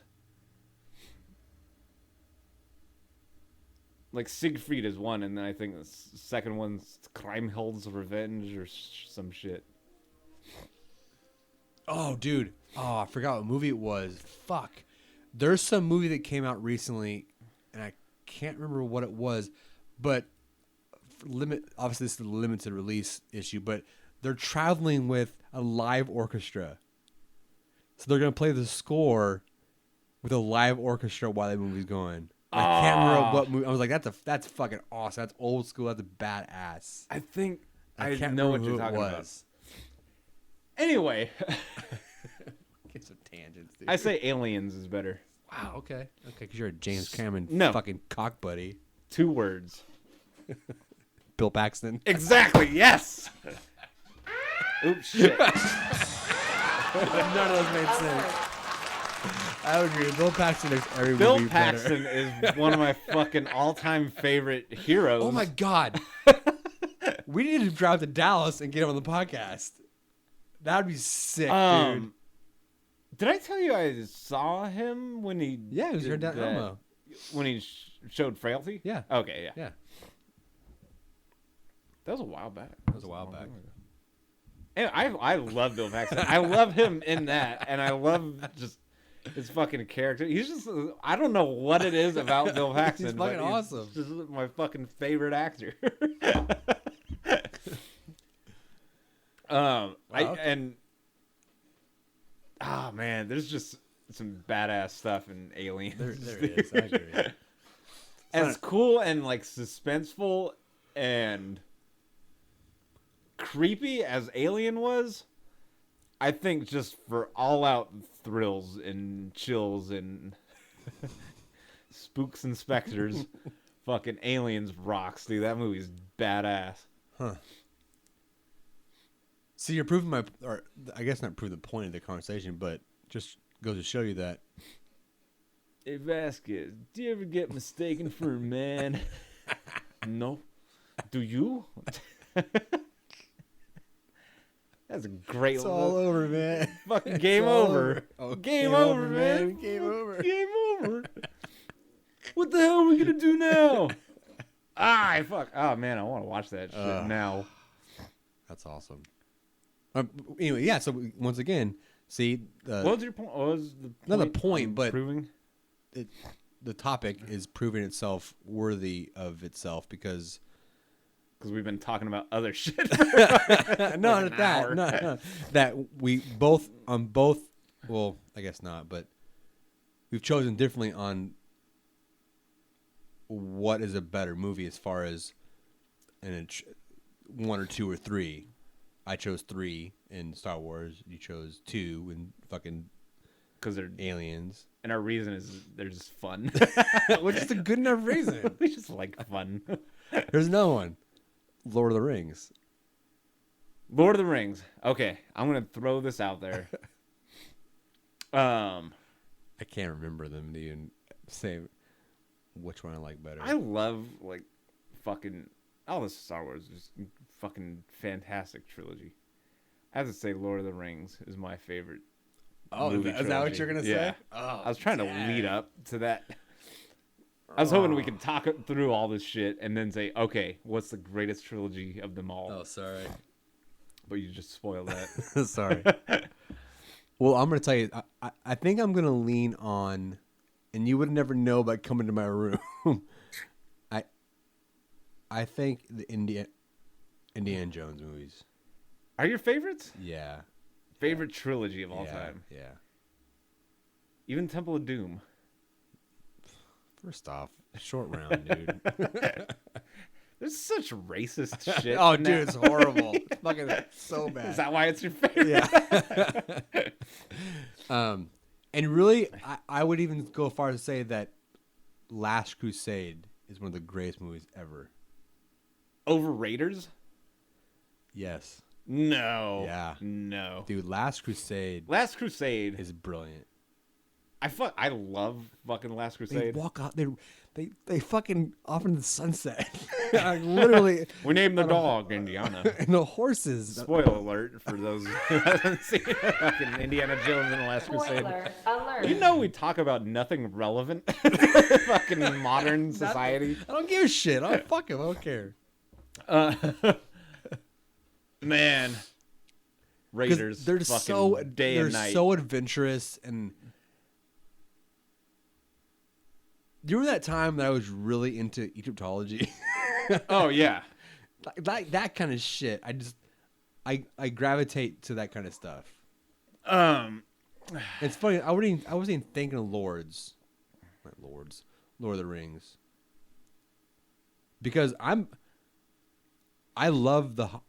Okay, first off, before getting into we can start talking about The Hobbit also, but yeah, and Hobbit whole different. Yeah, Lord of the Rings of the 3, which one? Oh man, I can't remember the name of the other two. Were the second Two and third Towers one? and Return of the King, and the first one's Fellowship of the Ring. Okay, yeah. Fellowship is the weakest. Really? Yeah. I have to say,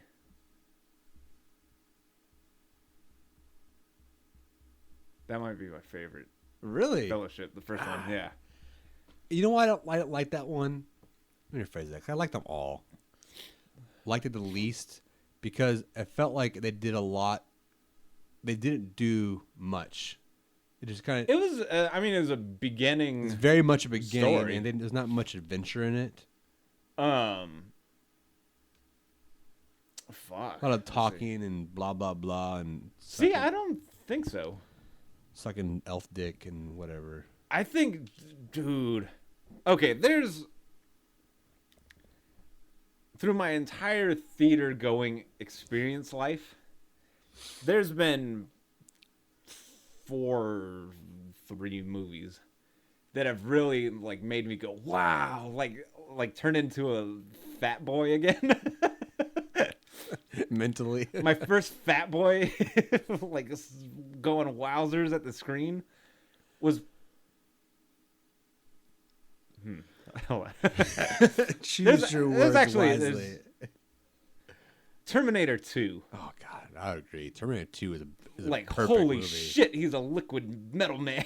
Like, how are they gonna defeat him? Terminator 2 is so perfect. I have like fucking skid marks in my underwear. Yeah, go Arnie. And just really like that was just one of my favorite just movie going experiences. And Tremors. Tremors was yes. Saw that in the theater. Love that movie. Jesus Christ. That was another like big like wow, they're underground. the other day, well, actually the other day when I was watching Nightmare Factory and they were showing a Tremor. I think it was a Tremor. It must have been that K&B worked on. Maybe not the original one, but like it might have. Yeah, Tremors 2, yeah, 3. And I was like, fuck, I want to do like a goofy like a goofy movie like fucking Tremors. You know what? Tremors was straight up. It's one of the movies I've seen the most in my life.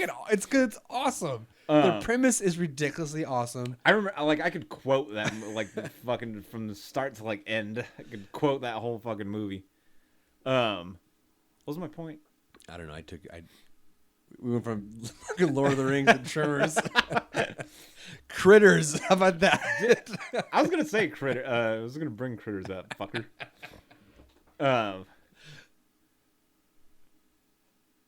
Okay, backtrack. Don't lose it, Evan. Tremors, whatever. Fucking Tremors is dope. That's another okay, trilogy we can talk about. That was one of like my greatest, like, wow, like exciting, fat kid movie moments. And Jurassic Park. Oh God. Like, You and I wow, both, there's dude. that was dinosaurs. Yeah. Holy shit. And then Lord of the Rings turned me into a little fat kid again. I apologize to all the fat kids out there. Evan was once a porker, so just like one of those like wow, just excited like kids again. And I felt like that again with Lord of the Rings, like a lot of the stuff, like wow, that's a neat, like orcs, like I turned into just a big geek when the first Lord of the Rings dropped. I loved it. It frightened me. I was in like suspense and just thrills and chills. Is just an amazing movie. Fellowship, I'm talking about. Great opening. Oh, and his fingers got chopped off, but the ring is crazy. Good review of the movie. I think that was verbatim. I don't know. I loved that just first impression of like the Lord of the Rings world. That was some next level shit. So you're saying that that's your favorite of the 3? Yeah. Wow. I think like there's like Two Towers or whatever, Return of the King. You could argue that they're better movies like critically, but as far as just that first like introduction in like that world, see, that's what I hate. And just the shit like Weta did in that movie is just amazing. That's what I hate most about life and people.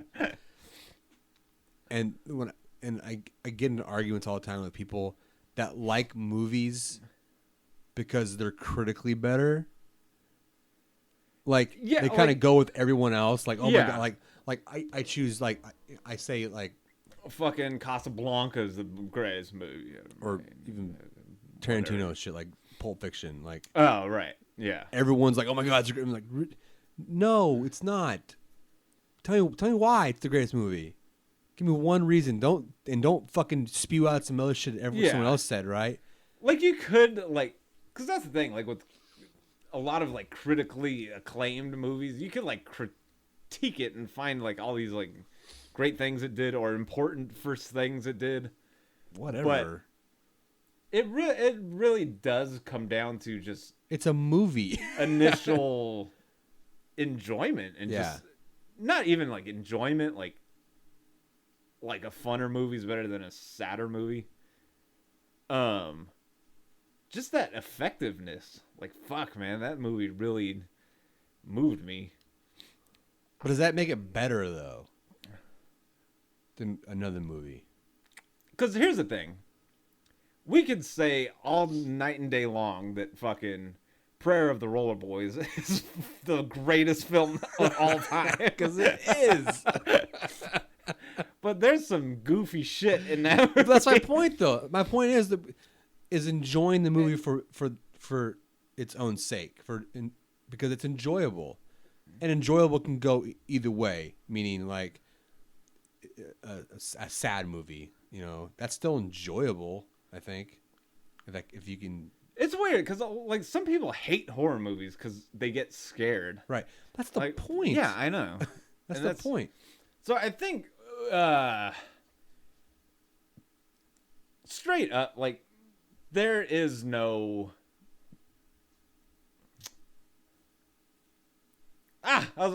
Too many thoughts. Too many fucking.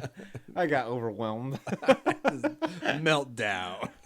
I went all over the place in my mind. I don't have so back to Lord of the Rings. I don't have a thought on it at all, to be honest.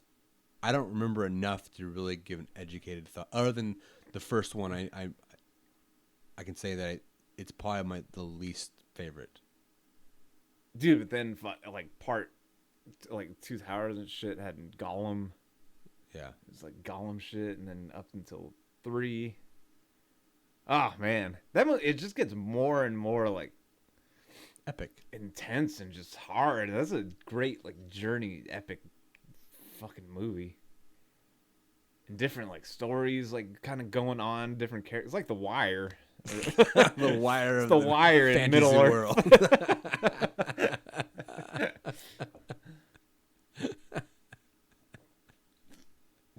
And the thing, like, man, like this whole, like, because you could say whatever, like, Star Wars, you know, they're gonna, well, no, because they blow up planets and shit in Star Wars.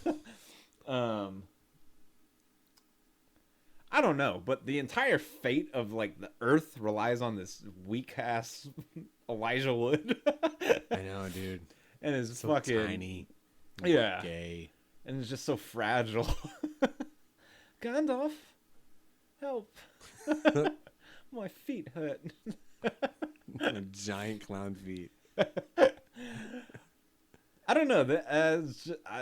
And that like came across in that first Fellowship of the Rings. Like, fuck, man. Like, the whole world is riding on your little ass. Dick ass. And all the characters are so cool. Fucking Boromir. I don't know why, but like Boromir? Yeah, Boromir. I don't know, dude. Fucking the dude in Game of Thrones, the king in Game of Thrones. Ned Stark. Yeah. Ned Stark, but Bean. Sean Bean. Yeah. Yeah. He was like my favorite character. And he died pretty quickly. He was a dick. He was a dick, but he was just like that's what everyone else would like feel like. Just kind of like that stupid like, oh, imagine if we could use its power. I like Fellowship. I don't know, dude. I don't have it. I really don't. I can't think. I like Hobbit better. You like Hobbit better than Lord of the Rings movies? I don't know why. I love the Hobbit movies. Love the shit out of them. I don't see why anyone else would disagree. But people do. People fucking they ride on that movie. Yeah, it's been getting like bad. I don't get it, dude. Especially especially the second one.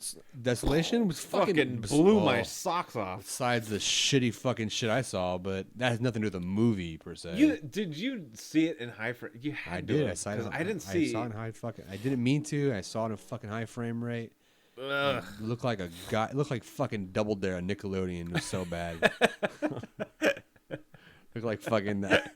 Fucking that other. Can't do that on television. No, it was that fucking other. It's still on TV right now. That obstacle course in the jungle. The fucking Wild and Crazy Kids. No. It's like a jungle, like a Raiders or a lot Raiders fucking thing. MXC. God no, it was a kids obstacle course. Temple Run or oh my god, what is it called?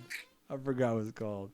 Anyways, yeah, the barrel scene just destroyed me, dude. Well, dude, not only that, the barrel scene, but there are other scenes where it, for whatever reason, just looked like shit. Yeah, you got a funky screening. I was so bummed because the first one, dude, didn't. The barrel scene, spoiler, who hasn't seen Hobbit 2, is awesome. Spoiler fucking one of the most fun.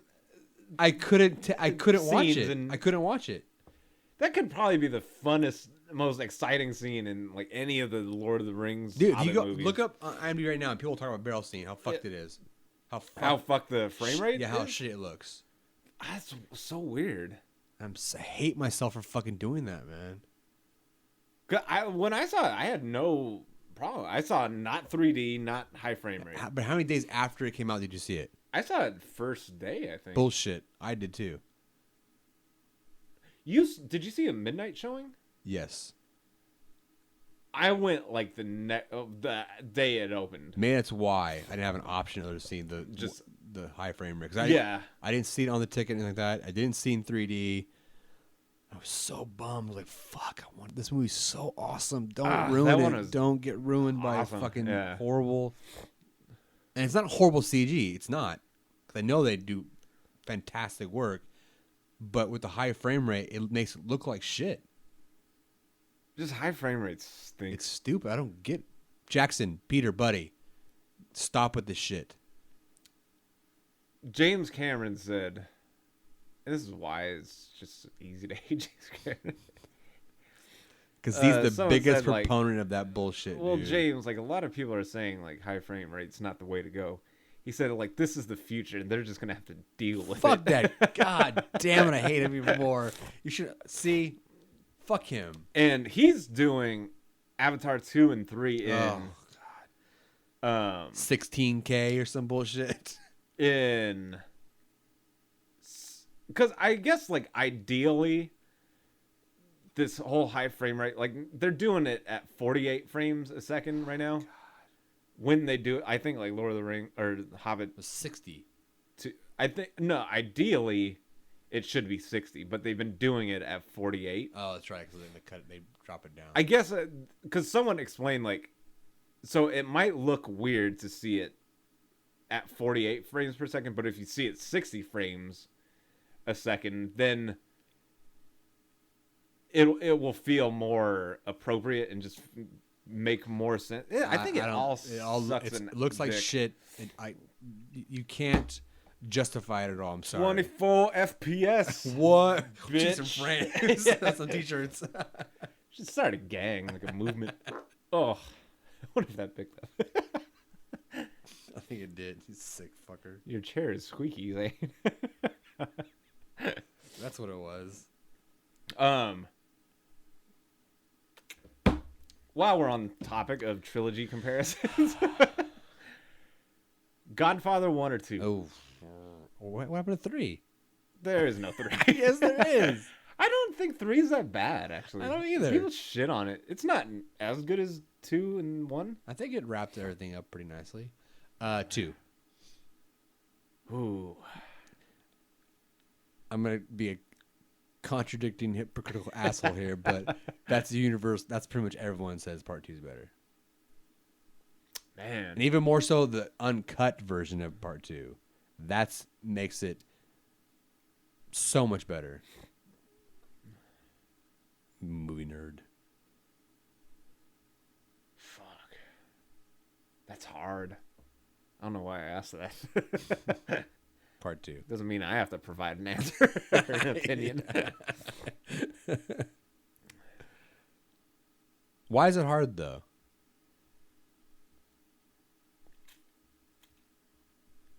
Because 2 is kind of... Oh, man. I had hummus. Hey, where are the white women at? So random. Damn, that's hard. Shit, 2, yeah. I think 1 did its job of setting everything up. You get to know the family. You get to know the world. Did I say 2? You said 2. 1, setting up 2. However, I can't say it because they had no intention of making a part 2.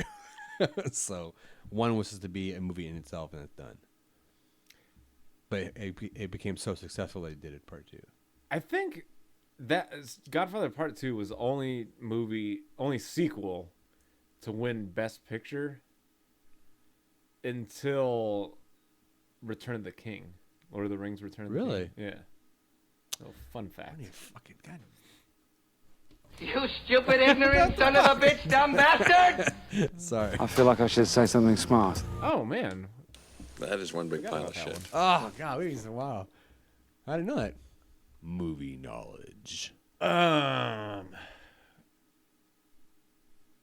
That's some geeky ass shit to know. You realize that how geeky that is? That's fucking to know so pointless. what movies won Oscars and what I forget years. to shower, brush my teeth. But you can tell me. I fucking In 1972. forget to like wear pants to work sometimes. I hate that. But fucking I know. I hate having useless knowledge like that in my fucking head. And hold on to it. Yeah. Man, I don't know. Godfather 1 was so good. It is really good. And Marlon Brando was in that shit. I like part 2. I like part 2, not mainly, but the biggest attraction to me is the flashbacks. I love that. Yeah. I love that shit. Damn, but it and it all like intercuts and shit. Damn, that was a good movie. It is, dude. When was the last time you saw the Godfather movies? It was just on recently. I didn't watch all of it, but I watched as much as I could. 'Cause what sucks is like it's a commitment. It really is a commitment. Yeah. And it's not like fucking fun. It's like, not. Yeah. Come on, kids, let's watch Godfather 2. Like you really have to just like set some time aside and really get into it. The Godfather movies are much like Let Me Hear You. As you. No one likes Like me. Wolf of Wall Street and Goodfellas. There's not much story, quote unquote, per se. Just a long event. Not even an event, but how would you? I don't know. How to explain Kind of it. just, I mean, unveils like a world. There's not a story to though, really. Think about it. People. What's the story Of what? of Godfather 2? Of 2, really. What's the story of part 2? Of 2, it kind of shows. Well, Michael Corleone has to like take over. But what's the story the mob though? shit. Like, there's not a beginning, middle, end. There is. It's so loose. It's ridiculous. Because I think with. You know what's missing from a lot of movies nowadays? It's just Bitches and hoes. character. And just character interactions and developments and It relationships. was a long drawn out interaction. Movies, yeah, and Character shit building. like took its time and Yeah. like you got to know like people and man, like this is the worst thing. I was watching on YouTube Taxi Driver commentary without the movie playing. It's just audio of the commentary. I do just shit like that at work. Fucking like my big thing now, and it's been like the big thing for the last month. Whenever I'm like working on something, I'll play Dawn of the Dead in my other screen. So I'm just always I had seen that movie so much fucking times. I think lately. it's for sure. That could be the movie I've seen the most. Yeah, for sure. I think it is, dude. And I might say, I'm surprised the VHS copy we had didn't break. We watched it so often. I have a lot of copies of that movie. Now that I think about it. 5 or something. I mean, it's ridiculous how often we watch the movie. Yeah. And it's just that thing. Like, it's just always easy to just, fuck it, man. Just stick it in, whatever. Watch it again. And it just, I love just, like, having it play. Man, dude, it was, like, hitting me, I think just, yesterday. So I'm going to go, we're this is a tangent again, but. We're talking about Dawn of the Dead. I want real quick, maybe we can come back from this, maybe we can, but. Do you think that's a good? You think that's a good way to measure your favorite movies? What? How many times you watched them? Because by that account, would you say Dawn of the Dead is your favorite movie of all time? Well, fuck! If you let me finish saying what I was gonna say. Okay, whoa, hold on, let me finish. I was watching it fucking yesterday, and I was just thought like, fuck it, this has to be my favorite movie I've ever seen. Just my absolute favorite. You could say fucking whatever you want about it. I can't watch that movie enough. It is just so great. I used to not really like laugh at the score, but it's a pretty like cheesy score. But it's so awesome though. It works so well. Like, a lot of I don't know why. And just shitty library tracks. It's so good. I'm on this search. I have this list on my phone of like every single song and like song cue and what album it's off of. There's a shitload of tracks on whatever.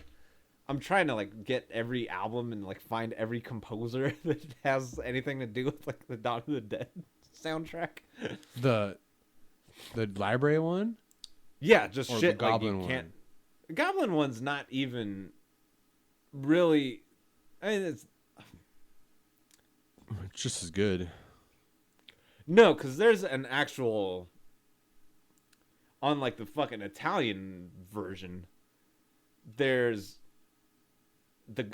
it's all Goblin. It's none of the library tracks, and it's not nearly as good. Because Goblin, God bless him. Dude, I fucking love Goblin. I have a lot of Goblin soundtracks. Who buys this? There's like fucking literally 7 copies of it. Dude, and I want to get like the Blu-ray. I know. Do you have the Blu-ray? No. Theatrical version, extended version, European version. I'll watch all of them. Yeah, I think I did. And then there's supplements. There's the dope. It's so awesome that someone did this. I love them for it. The version on YouTube it's called the Extended Mall Hours cut. And it's every version. It's every scene from like every version all kind of cut together. Oh, you told me about that. Yeah. And it's like 2 hours and like 37 minutes or something. That's a fucking long movie for. It's a long movie. Dawn of the Dead, for a zombie movie. That just I cannot. I just love that. I just love it. I love it. It's my probably favorite movie. It's probably mine too. And strictly out of just love, and I just can't get enough of that movie. And it's been that way since we were fucking 12, 13. Even younger than that. Like, I just can't get enough of it. You could say whatever, fucking acting sucks, score stinks, the zombies are just blue. I don't give a shit. I don't care. I don't give a shit. I love it for that. Like, it's funny if you take a step back, remove yourself from yourself, and look at the movie critically, it's fucking horrendous. It's not though. It's fucking. You just said it though. Horrible score. The zombies look like shit. The blood looks like paint. Blood looks shitty. But it's so much more than that though. And I think like it's weird because, I mean, even when we were like, fucking Uber into Tom Savini and shit, when we watched like Dawn of the Dead, like, and they like rip open that dude's stomach. And, like, dude, there's not even blood yet. like blood had yet to like be pumped out. So in Dawn or in Day? In Dawn of the Dead. And I remember like us criticizing, like, man, this shit sucks. The effects suck. Because they did, but who cares? I don't know, but man, there's just we still watch it over and over again. I'm liking it more now than even before, and we've loved the shit out of that movie. It's weird, like more and more like stuff is like coming through too. What do you mean? Like stuff I kind of didn't, whether or not like it's intended, like I kind of like, I don't know. I think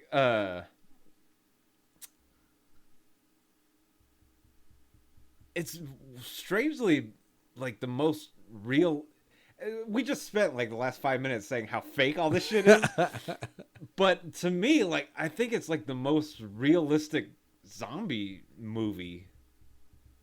Not just like effects, but just like the fucking scenario. The scenarios that like play out, and just like how shit. One of my favorite parts is when they're flying over the rednecks and like the National Guard are just kind of in that field, and they're just like fucking drinking coffee and like laughing and like is playing that like country kind of music. Remember that whole kind of like montage? Yeah. And it just, man, and like it opens up like the TV studios like falling apart, and they're like, why couldn't we like contain this? Like it's fucking stupid.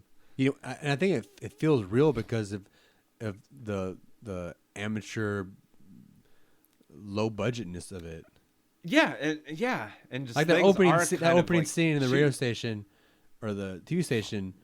I guarantee you, minus the main actors, none of them were actors. They're probably people that George knew or picked up on the fucking side of the road. Yeah, or may actually work at the actual station. About like they're using like TV terminology, like fucking. Because there's like rescue stations like in the middle of like the kind of this talk show. This is going to be like a 4-hour podcast that we're talking about Dawn of the Dead. The European version. Because they're in a TV studio and they're running like rescue stations like on the, like during the broadcast. Yeah. Like you could go to these stations and like you'll be rescued. They're safe and stuff. And then like they say like, oh, like supposedly like we got word like those rescue stations that don't exist. And then like they like took it off of like the broadcast, and they're saying, who told you to like kill those supers? And like supers, like, oh, like super, it's like superimposed over the thing. It's like, and it's just like TV little lingo. I know it's like nothing like, holy shit, you're right, that is the greatest movie ever made. But just these little details, like if shit really hit the fan right now, if like zombie shit I'd go like straight did to happen, a mall. I'm telling you right now, I'd go straight to a fucking mall. That's how shit would like play out. Like shit wouldn't just start exploding everywhere, and like people wouldn't like immediately start like shooting up shit. There would be like this kind of like conflict stuff going on, like trying to understand it, like. I'm trying to think of any other zombie movie that even doesn't do that though. They're all pretty well done in that respect. Like that one really showed not like just shit like really hitting the fan and going like crazy. I mean, I rephrase it. You know what it is though? a lot of the zombie movies after showed like the aftermath of that initial part, like Walking Dead, for example. Yeah. The fuck's his name? Rick. Yeah. Wakes up how long after the outbreak? You know, Right. Yeah. All the panic is already done. Right. Yeah. 28 days later, same Yeah, thing. I was He just gonna say wakes that, up yeah. and it's already done. Yeah. So most movies already happened after. They start off after the shit hit the fan and people are coping. Dawn started when even the shit like happened. Night of the Living Dead, like it was so like low scale. It was just like a girl and runs to that farmhouse, and like people didn't know what was going on, but they were kind of in their own world. Like, fuck, we're in this farmhouse. We gotta like fight off with these crazy ghouls. But Dawn of the Dead like really showed fucking everything like collapsing, and not collapsing like quickly. Okay. Dawn of the Dead caught like, if a zombie shit really did happen, Dawn of the Dead was like on the cusp of, fuck, should we like try to like stay normal, or should we just like go and like try to go in like survival mode now? And that was the thing, like fuck, like in the TV station, like they're just kind of like trying to stay on the air and trying to like fight to like keep things normal. Like fucking, keep the rescue stations on, or else like people aren't gonna watch us. And like he was still thinking just like normal, like a TV director, producer, like trying to get ratings, trying to get people to watch us, blah blah blah. Even though fucking rest of the situation doesn't call for that anymore. This podcast brought to you by Dawn of the Dead. Everyone, go purchase your 4-disc fucking DVD. It's called the Ultimate Edition. I'm gonna jump, dude. We could probably talk about Dawn of the Dead for hours. Dude, oh fuck! Hold on. And there's dope shit. Like, this is all just the beginning part where they. Dude, the scenes in the projects. Yeah, it's fucking awesome. Yeah, it's harsh. And awesome. And that was the thing. Like they were like those people just kind of thought like they're our loved ones. They're like sick. They're something, and there's like if they died, whatever. There's like they respect the dead, so they're gonna keep them in the fucking basement. They're gonna keep them boarded up and stuff. And fuck, I just love that movie.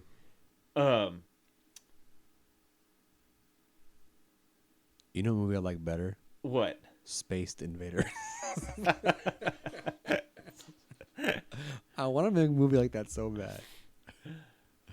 Okay, so okay. Just stop now, because I will. Because I was about to ask you, of all the three fucking Romero movies, which one's best?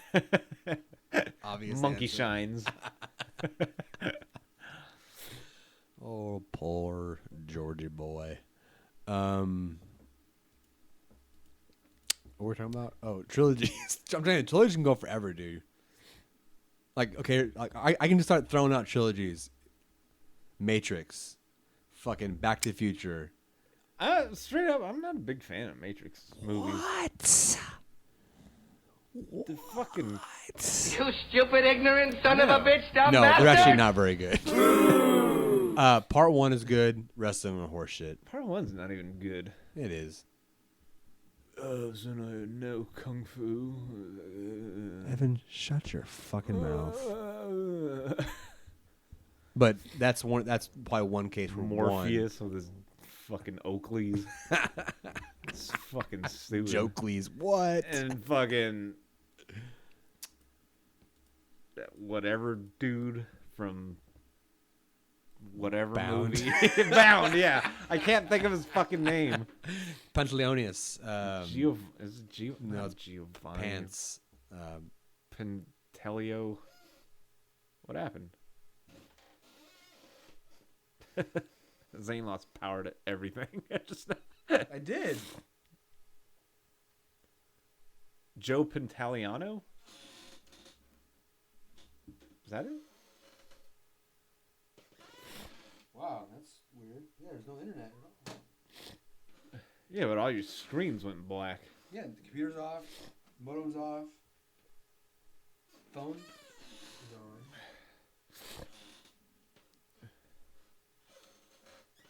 I'll be right back. Should we stop it? No, keep on. What are we even talking about? Oh, pants. Oh, Matrix. Yeah, Matrix. Joe Pantoliano. No. Yeah, I think is his name. Pants. Anyway, he was stupid with his... He did some side deal with that fucking Mr. Parker dude. Oh, big mistake, Mr. Parker. Or some shit like that. Neo. Who's named Neo? That's not his real name, though. It's not his name. Whatever. Silly, goofy ass movie. What sucks is like the idea is And cool. hot ass Trinity. Hot as fuck. Isn't she a bitch No, she's not. Wait, in real life or in the movie? in the movie? No, God, no, she's not. She's fucking gorgeous. A lot of gorgeous women that are bitches. Yeah, so what? Like all of them. Yeah, pretty much. That's whatever. Didn't like it. And you fucking spoiler alert for fucking whoever hasn't seen the Matrix.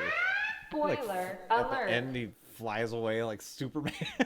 Because he's fucking It's Neo. so CG'd. It's just stupid. It's awesome. I don't care to say. Back to the Future? First one. Yes. No doubt. Day and night. I like 2, though. They got worse. I don't know. 3 wasn't. I didn't think 3 was bad. No, they're not. None of them They're are bad. none of them are bad, but it basically is 1, 2, and 3. If you're gonna watch them, what's the best, the worst? 1, 2, and 3 for sure. Okay. Last trilogy before we start doing our. We need to jump into some Terminator 1 or 2. 2. We already talked about this already. But we didn't. We brought it up, and I said I can argue that. Oh, okay. I don't know how you can argue that because Linda. Oh, she's involved in it. Never mind. I was gonna say Lyndon Hamilton is in it. Okay. Fucking. Ooh, man. Terminator 1 is extremely low budget. Yes. And the amount of shit like they pulled off in that movie with a lot of that stuff James Cameron did in like his living room. Fuck him, whatever. Fucking Stan Winston fucking out the gate. Rest his soul. But he did 2, and 2 had a lot better shit. He sure did. Man, there's some great. Man, no, fuck that, because I could talk about fucking Terminator. Yeah, see? What the fuck? How do I have 3? Don't make me bust you up, man. Like you're laughing about There's just so many. Dude, me and my friend talk shit about Terminator. All the fucking Terminator 1 and 2. We just talk so much shit about What it. about 3? Yeah, that doesn't count. Yeah. I didn't have a problem with it. 3 was better than I thought it would I be, like but 3 just because of the ending. That's the only thing that's cool. There's to me. only the James Cameron Terminators, I think. Whatever. I don't God, you really are a care. James Cameron fanboy. It's just like fucking. What did we just talk about? I don't know. Star Wars. There's only like the original 3. There's not those episodes 2, 4, and 6. Yeah, I agree.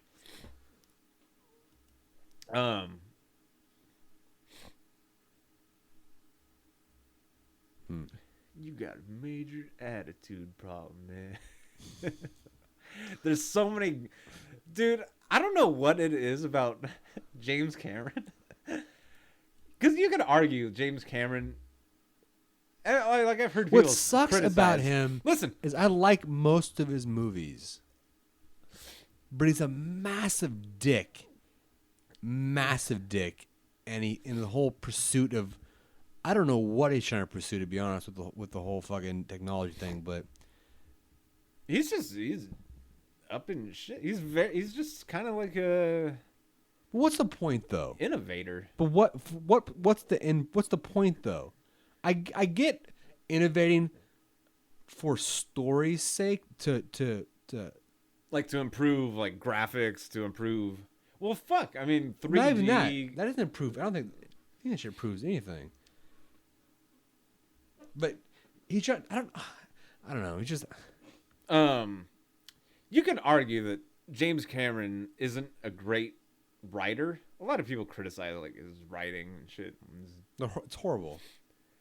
But he writes such memorable fucking lines and just great game over, man. Fucking, I mean, maybe that was just Bill Paxton's brilliance. Yeah, it is part of his brilliance.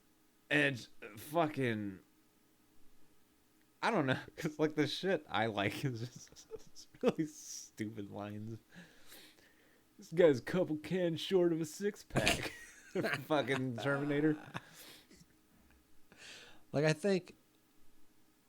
I watched... I think Avatar is probably the only movie I don't like of his. In Titanic. Dude, but fucking... I can live with Titanic. Terminator. Terminator 2. The Abyss. Fucking... True Lies. Fucking... Bill Paxton's in it. Aliens. It's just... Fuck... He just can't make bad What else movies. has he made, though? Piranha 2. This is some nerd shit right here. That's a nerd shit. No one really knows that he did Piranha 2. Because he kind of took over like a production, and I think like he got fired, but he kind of got some like co-credit for Piranha 2. Fucking Avatar. Terminator. What? Aliens.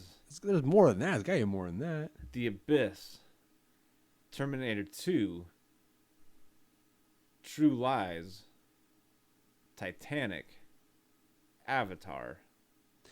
He's actually pretty. I mean, it's pretty busy. Huh? That's a pretty big He's a list because his movies There's are a pretty big production wise. So he doesn't churn out a movie every year. He goes through a cycle of like 3 years or so and makes a movie. and every single one was just a hit. I'll be back. Whatever. Still don't like the guy. Fuck it. That's like the most classic line in movie history. It really is. Everyone knows that. Hold on. I gotta know what else he's done. I think that's it. That might just be it. I mean, he's done like a bunch of documentary stuff minus that shit, like the Titanic, actual water shit. But we're looking at what James Cameron, Edward James. God damn it, James. Oh, fuck you. Whatever. Oh, he's Canadian. Oh my god. 2, 3, and 4. Oh, writer. Let's do director. 22 credits. That's not a lot. So. Piranha 2. TV shit and shorts don't count. So Piranha 2, Terminator, Aliens, The Abyss, Terminator 2, True Lies, Titanic, and Avatar. Yeah. And some other shorts here and there, whatever they are. But TV stuff. The Informationist and Battle Angel announced. Okay. It's not really his movie. It's weird. Austin. What's Battle Angel? That sounds kind of cool, actually. Hasta la vista. Okay, hold on. Because the two Terminators are duking it out in this fucking whatever iron smelter fucking factory. And before Arnold finally like puts the spoiler alert, whoever hasn't seen Terminator 2. Spoiler Before he's about alert. to put the big fucking grenade launcher to the T-1000, he says "Hasta la vista, baby." Fucking blows him up. How shitty of a line is that? And how like fucking everyone knows it though, dude. It's so corny. Everyone. Um, Dude, that's those two lines are so popular that Arnold uses them in other movies. Yeah, because it's like beyond just that movie. Fuck him, God, I can't. A little fun fact is, I think Arnold originally wanted to say, "I will be back," because he had a hard time pronouncing "owl." Still does. But James Cameron said, "No, just I'll be back. I'll be back," and it turned out to be movie history, movie magic. Who knows? It'd probably be in the Bible if he said, "I will be back." This is a weird podcast. This is a weird podcast. This is so shitty. All right, I think it's time. Okay, fuck. Oh, what are we at?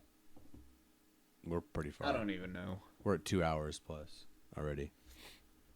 You ready to do this? Yeah. Okay. Well, Unless you want to talk about anything else. I mean, this trilogy thing going for a while. Now, I was afraid of that. ooh. Because I saw Terminator just a month ago, probably. Again. Fuck it. Let's just do this. We'll have to continue on this topic. Maybe next podcast we'll talk about remakes and trilogy comparisons. For the 6-hour podcast. Oh, shit. I still want to talk about Dawn of the Dead. Dude, I'm serious, dude. Hold on. Like, I mean, this is huge. I mean, these topics alone. Remakes Part 2, which I want to do so bad. Right there, dude. Could be just Remakes Part 20 2. podcasts. Movie/books. What, I don't know what that means still. Like movies that have been made from books. Harry Potter. Cheesiest horror movies of the 80s. That might not last that long, but we go off on our tangents. You know that works. Trilogy comparisons, video game music, hottest video game character, and Sushi Girl. Do you want to still continue to talk about Sushi Girl? No, I'm good. Delete that shit. Just watch it. I have to remind me. You need to watch it. So I think it's time. Ready for this? I am. Okay. I feel like there's something else I want to. I know. I don't feel complete, but I think 'cause it's fucking what 2 in the 2 morning. o'clock in the morning. But we've been here for 2 hours. We just said, "Oh fuck, we got to do the podcast today." Like, so okay. We didn't do any show prep. We didn't look into anything we're talking about. We didn't. You know what's funny? Fuck it, whatever. It's probably our most popular one. Probably, yeah. Some bullshit like that. Go viral. Let's do this. Okay.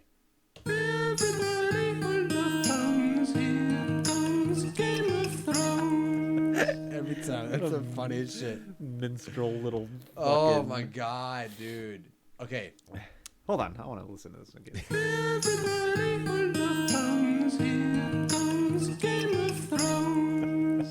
Why aren't we more popular? Because that shit alone should make us stars. I should just go into the music biz. Because no one else does that. I'm telling you now. I'm not patting myself on the back, but once again, I think minus our tangents and we get kind of crazy. We'll talk about and it kind of makes sense. Doesn't make sense most of the time, but I truly think that our podcast is the most fun. Had some of the highest production value. You might not know it by looking at the setup, but we sound good. We have try. sound I mean, clips. We have segues. I think with what we're working with, we're doing an awesome. I honestly fucking think job. I wish there's a way to like rate this. And you wouldn't tell by our numbers, but top 10% of the most successful podcasts. I've heard podcasts that are straight up just white noise. I know. Yeah. Episode 1. 3 hours. Dude, seriously. And the fact that we have that sound, like you made that sound. This one?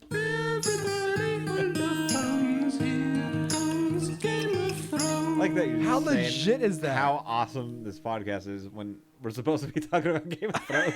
Okay, yeah, reset.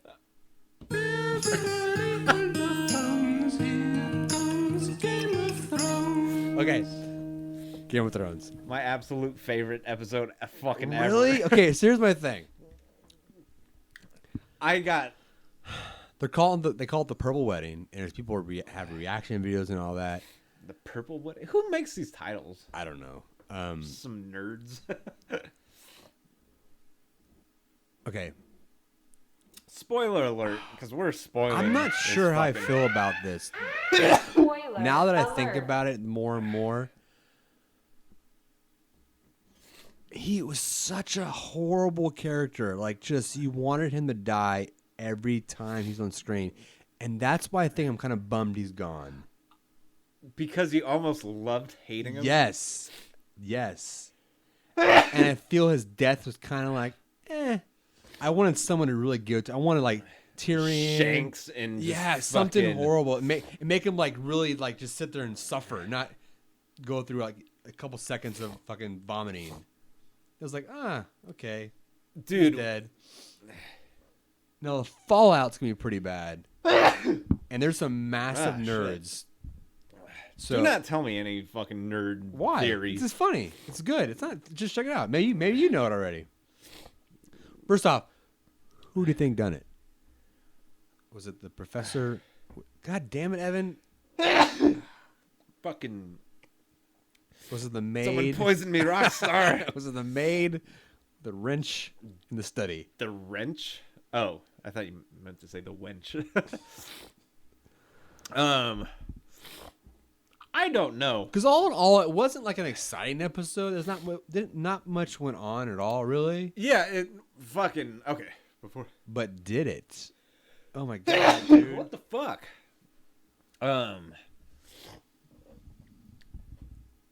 Up until that, I mean, the Stark kid with fucking shit. Podcast is over. With his crippled shit, like he was still having his visions and stuff. Yeah. Was he even in this episode? Yeah. Was he? He just had a vision and then said, "Let's go that that's way." Right. Yeah. That's right. Yeah. And he like talked to some tree. That redheaded lady that practices like witchery. Yeah. That's right. Oh yeah, they were burning people. They were burning people. Oh, and they were burning people on the beach. That's right. And that one dude who was getting tortured got his found him. I couldn't remember if he fucking lived or died. He's all crazy now and shit. Yeah, they totally just broke him. Yeah. Like he's just kind of like a slave now. I'm still confused. Like,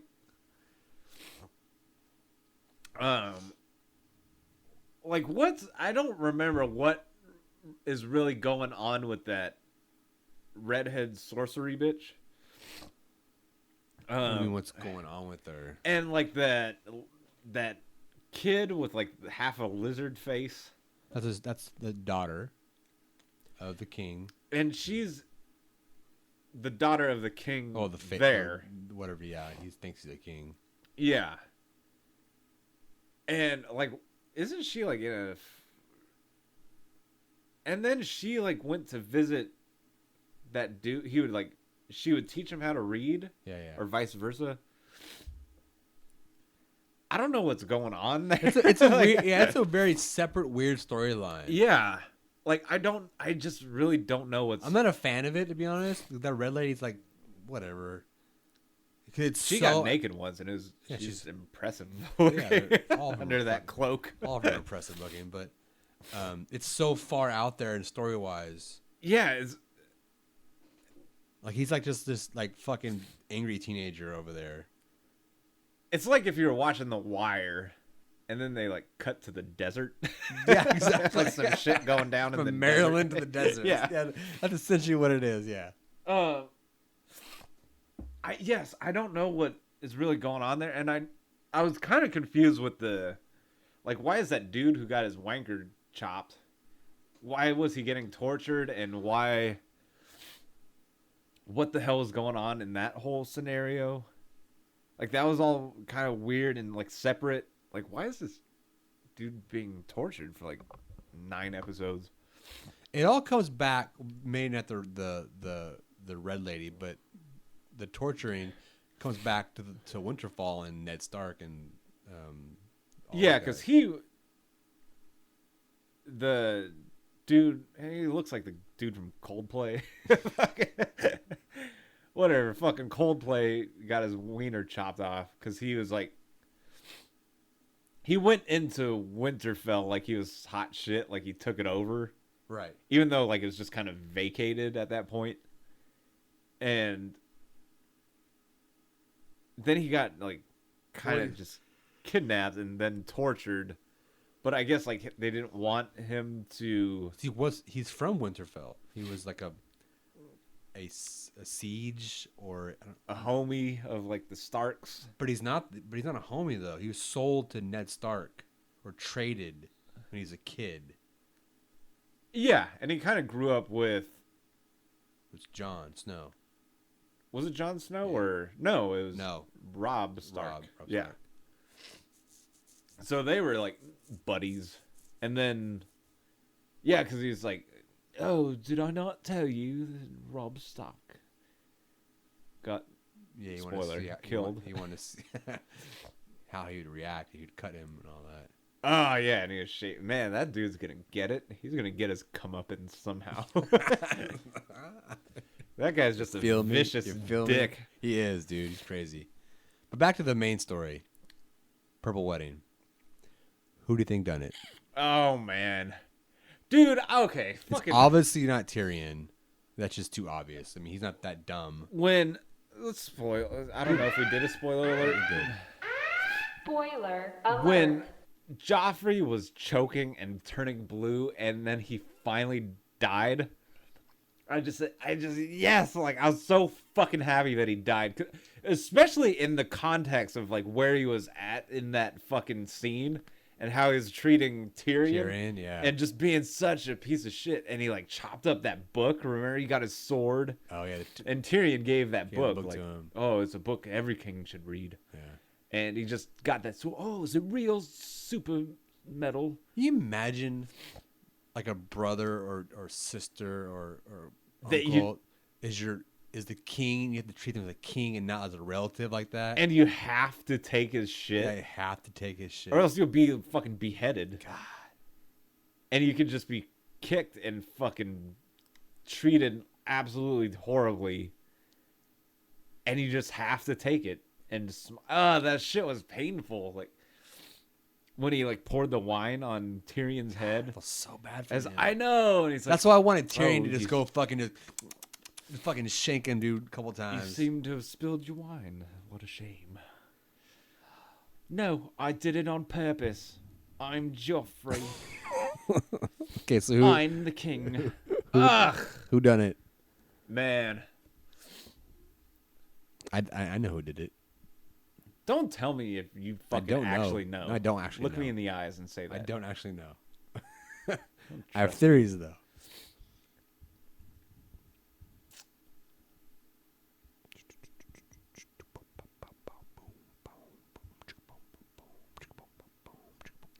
Something very important happened, right?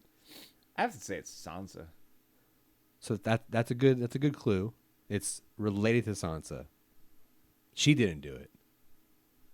I don't know. Like, she's not smart enough or bold enough to do it. But she's a pawn. See, it's like fucking Clue. It is.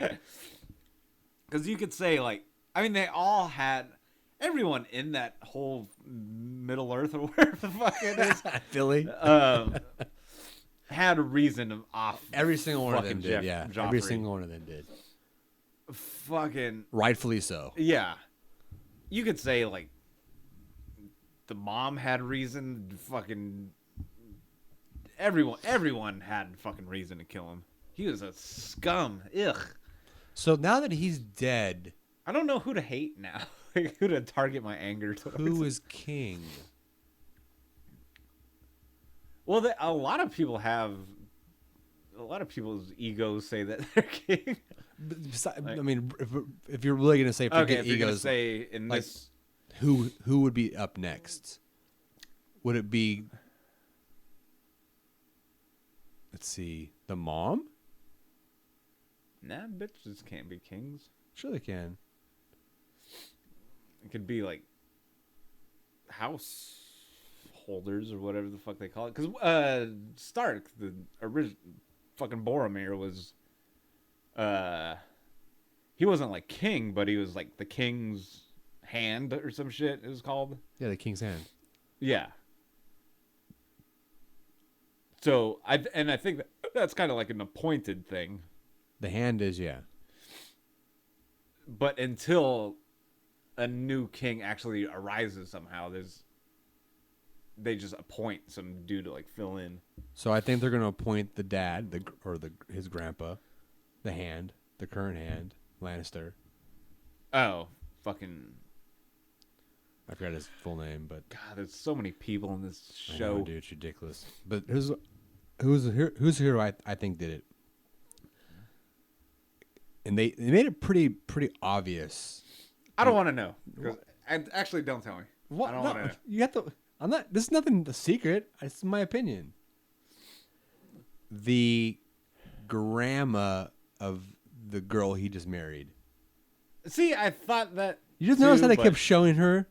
They'd show her like looking at or like. Because she was pissed. And he was being a dick. She was watching. Maybe. I think she poisoned. She's right next to him too. And that means, well, fuck. Oh shit! The girl, she's king now. But girls can't be kings. They can too. Who said they can't be a king? Fucking king. Fucking England is King Mary. England is ruled by Queen Elizabeth or Queen. It's queen. But she's still okay. Remove the title. She's still King of England. She rules England. Queen of England. Okay, whatever. Okay, still she'll be the ruler of Westboro. Westeros. Philly. The girl, because they're married now. Now that the ceremony's done, she rules now. I forgot about that. Until they find a true apparent heir, which they've been doing, they've been trying to knock off.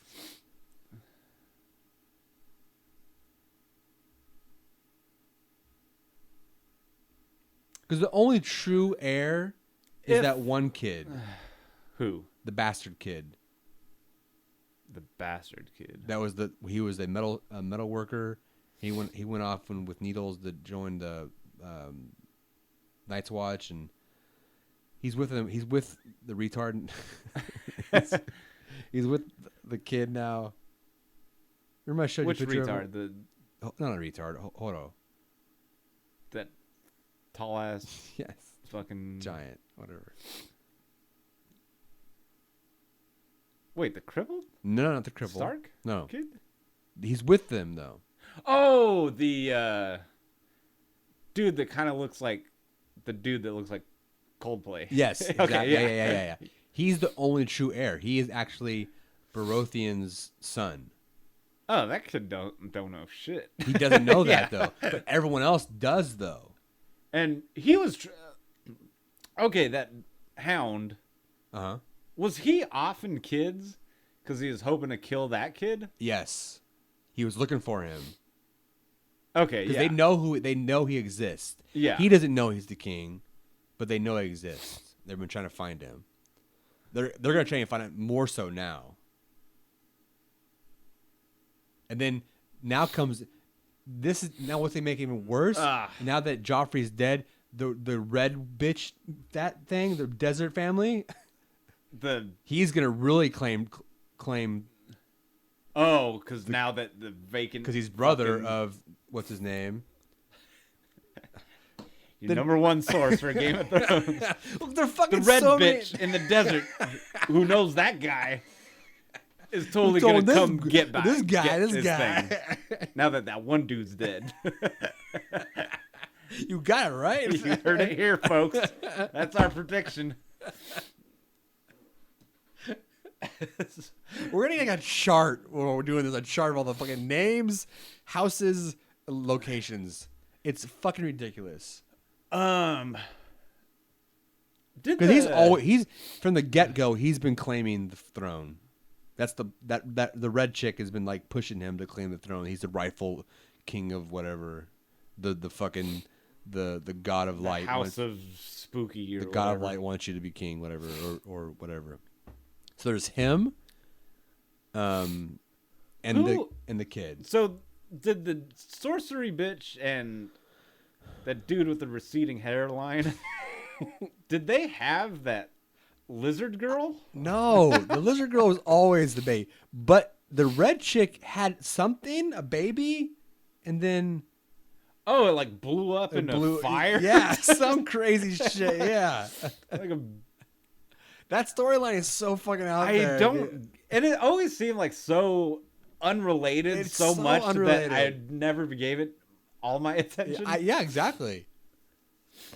Why it's the red bitch, lizard kid in the desert. They're not even in any kind of desert. Like fucking. And then over all of that, you have Khaleesi, which I don't think she gives a fuck who's in king right now. She's gonna come in way less anyone, everyone anyways. You know what was crazy? Is a little glimpse, which might not mean shit. When the crippled Stark kid was like wigging out, and when he was talking to the tree, we give the shittiest explanation. We do no justice to Game of Thrones at all. If you've never watched it and you're listening to this, trust us. So when the crippled kid was wigging out when he was talking to the tree, sounds like some fucking hippie commune. These are the best reviews ever. I wish I could write this down and see what it looks like in print. Remember he was having those visions and shit. Yeah. As a wolf. It was after that. After he woke up from seeing through the eyes of the wolf.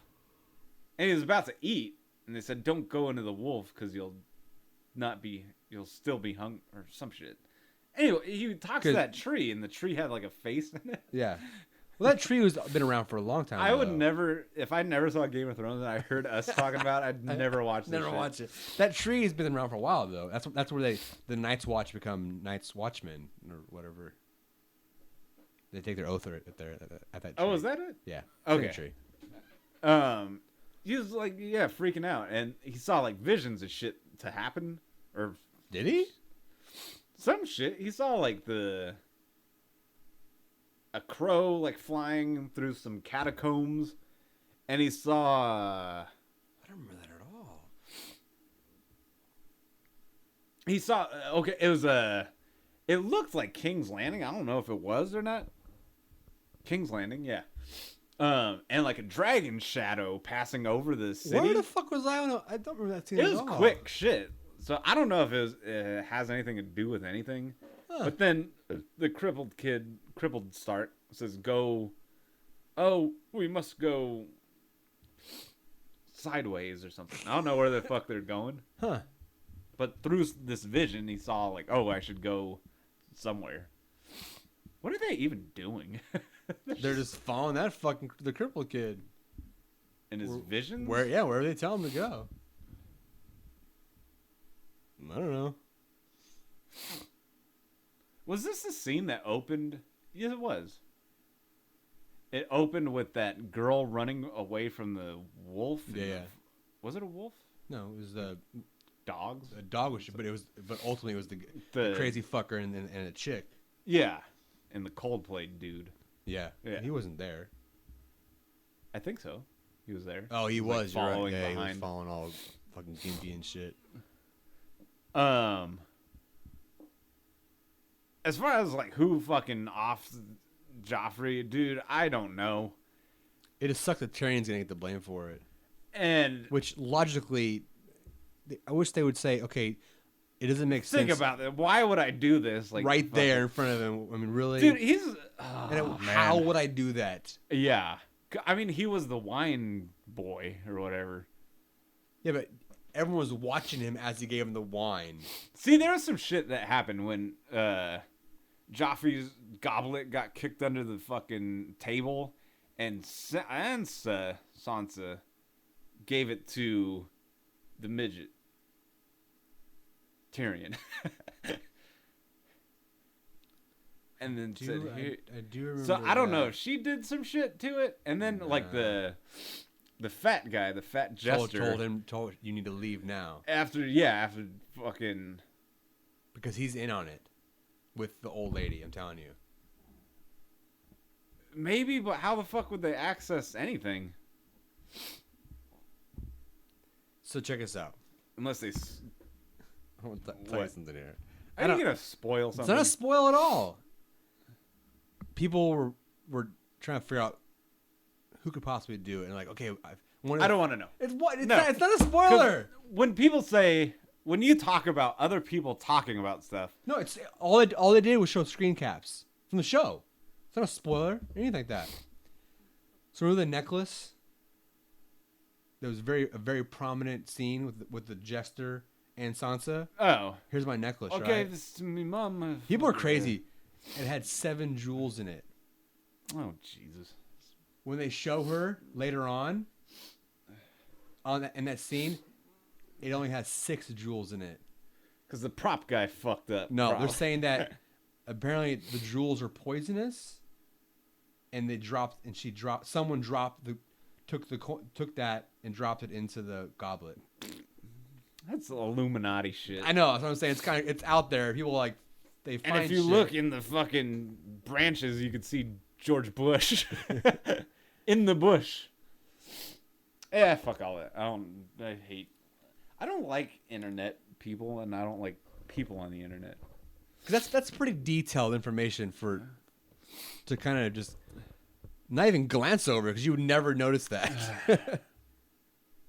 Like, what prop person is going to make sure that, I mean, maybe, but make sure, hey, remove one of those jewels because it's important to the storyline. In Evil Dead 2, in one scene, Ash had the chainsaw on his left hand, and then in the next scene, he had it on his right. Does that signify that he's caught in a duality between right and wrong?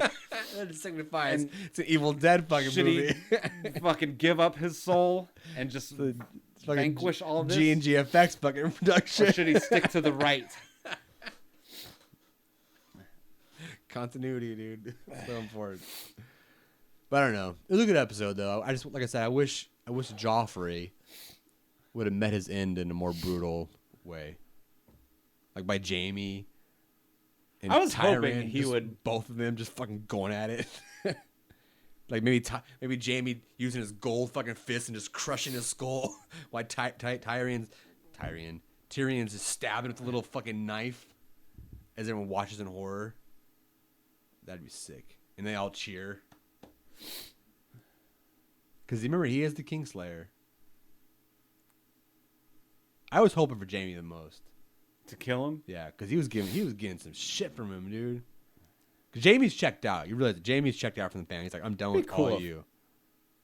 Like when his dad, he's having that conversation with his dad, and he turned around and he said some snarky ass shit about Jaime, and Jaime just smiled and walked off. Blow me. Yeah, pretty much. Yeah.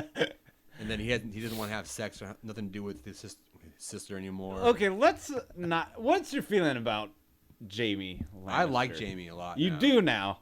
I like him a lot too. Yeah. He's cool. I think most people do. Let us not forget he pushed a little child out of a window and left him crippled for life. He can't fucking walk anymore, and he fucks his sister. It still wants to, but she didn't have nothing of it, dude. She's like, nope, sorry. But he's changed though. He went some dramatic shit. Yeah, his ass got humbled quickly. Yeah, big time. I like that big bitch, Brianna? blonde bitch with the fucking Dolph Lundgren haircut. Brianna, no Brianna. It's Brianna or Brianna. I don't know. She's cool. She is cool. She's so stoic. She's like that classic knight nerd. Like she reminds me of like a Game of Thrones like convention goer. cosplayer. Yeah, just some big, huge, tall bitch who's just really dorky about into Game of Thrones. Yeah, or some Renaissance fair And they performer. sing this shit. She sounds like That's her. like some authentic Jesterian fucking Jesterian jingle. Yeah, I like her. It should be good now because I'm not. I mean, we're fucked in remembering names now. Wait till all this shit's the floor, dude. There's that Arab fool who fucking. Arab fool. Oh! He came to King's Landing seeking revenge, remember? And he's known as an assassin or kind of just a crazy, I'll kill anyone kind of thing. Dude, there's so many people that could have killed him. Fuck. He's a crazy... I cannot wait until the mom, Cersei, is that her name? Get him! He killed my Cersei, yeah. Cersei, yeah. I've hated her since I want her day to go, fucking zero. I want her to go too. That bitch stinks. It's just how like she got like so angry because Joffrey died. Like, what do you expect, you dodo? She was pissed. Like, do you not see your son's a ruthless, evil? Yeah. shit? Like, ugh. Who knows? Like the dad or the hand. We need to figure out these people's names. Dude, you can probably put them in front of me right now. I'll look over to you and still forget them. Or like not be able to read it. And Yeah. shit. Is there? I wonder if there's like a Game of Thrones like chart. I bet you there is. Let's see, like an infographic. Game of Thrones. I'm not gonna. I don't want. Why? I don't like being on the internet looking at Game of Thrones stuff. Why? It's just gonna show a picture. Yeah, see? Holy shit! Look at that. See, there's An illustrated. Oh, you can't make it this small. because there's books, bro. There's books that a lot of this shit has yet to come to pass. This is HBO. Here we go. It's not book stuff. And there's a season that is in the works. I'm not gonna have this up here. You never know. I don't like. Whatever. All these things suck anyway, and plus we're at like the 3-hour mark. No, we're not. I still want to see this. Awesome site, bro. I gotta say, when I was watching that last episode, I so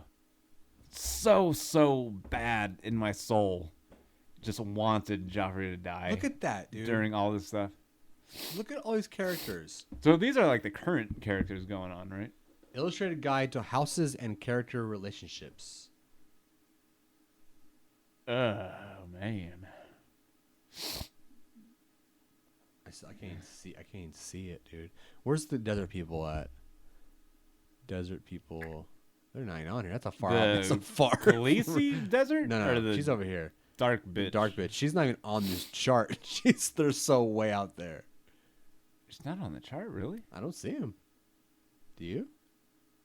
Why is Jon Snow such a big thing? So I don't know the story, but apparently someone said that in the books he's No, don't tell me. I'm just gonna tell you he's super important. Oh yeah, he's like one of the Spoiler fucking alert. only. I think beyond Oh, that, wait, I think but- beyond that, he's super important. They didn't say why. I don't know why. Wait, he. No, that was a fat dude. Man, we're the fucking worst Game of Thrones commentators. Dude, seriously, that section is nowhere on here. The sorcery bitch? Yeah. Who are those three purple shits in the Right at here? the bottom? Yeah. That's the Greyjoys. That's the Dick kid. He's a Greyjoy. And his sister. Who pulled off the red wedding shit? That crazy guy. Gollywags. I forgot. But yeah, Theon Greyjoy. See, I know people's faces. Like Yeah, if I see like someone's face, I know like what they're up to. I wish I can get it bigger in this, cause it's a good graphic, but I can't see anything. The fucking Batman up there for it. Look at this one. That's a good one. See A Web of Thrones. There we go. Oh, there we go. Okay, so, god damn, dude, seriously. Still down here. Oh, here we go. Oh, Roose Bolton. He's the one. He was there. Oh, Sir Roderick Cassill. That's the guy that did the Red Wedding. Orson Welles. Yeah. Horo. Gendry. Who the fuck are these people? That's the kid. What kid? He's the true heir.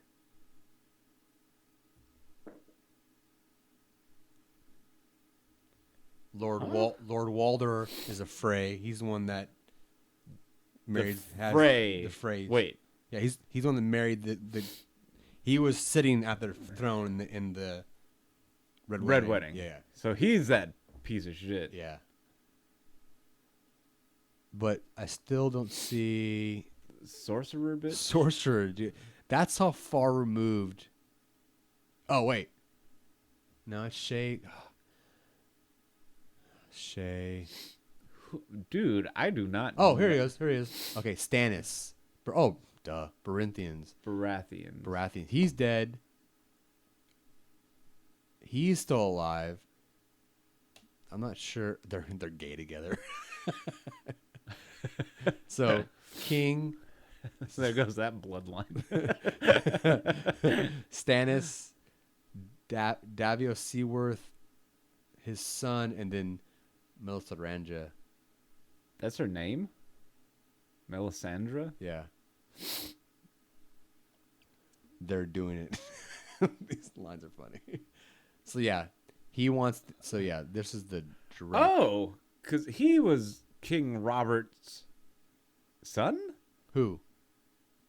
That receding hairline dude. This guy? Who does the black magic lady. No, they're brothers. Oh. Yeah, the eldest Baratheon brother and rightful heir to the throne. He's dead though, isn't he? Renly? Maybe not. I don't remember. Robert's youngest brother. Then there's Brienne of Tarth. Is that the lizard lady? Lizard girl? Brianna? No, it's Brienne. The Chal chick. Oh. Renly's Kingsguard. So, Kingsguard. Where's the lizard girl? So she's not in here. Not of importance, I guess. Man, this is almost like too much. It is, dude. I told Lena, I'm like, Lena, I'm warning you right now, it's gonna get just a fucking mess. The Targaryens. Oh wait, who's the crippled Stark? Bran. Really? Yeah. Crippled by Jaime Lannister. And then there's Rickon. All these kids are still alive. These three. Who the hell's Rickon? The youngest brother. And Sansa. He's a Stark? Yeah. I just thought he was like a friend or some shit. I don't even... Is he with? Yeah, he's with them. He kind of doesn't do anything. Yeah. Rulers of the Seven Kingdoms until Robert Baratheon's rebellion. They are blood of the dragon. See? No, like looking at this is making it more confusing. We're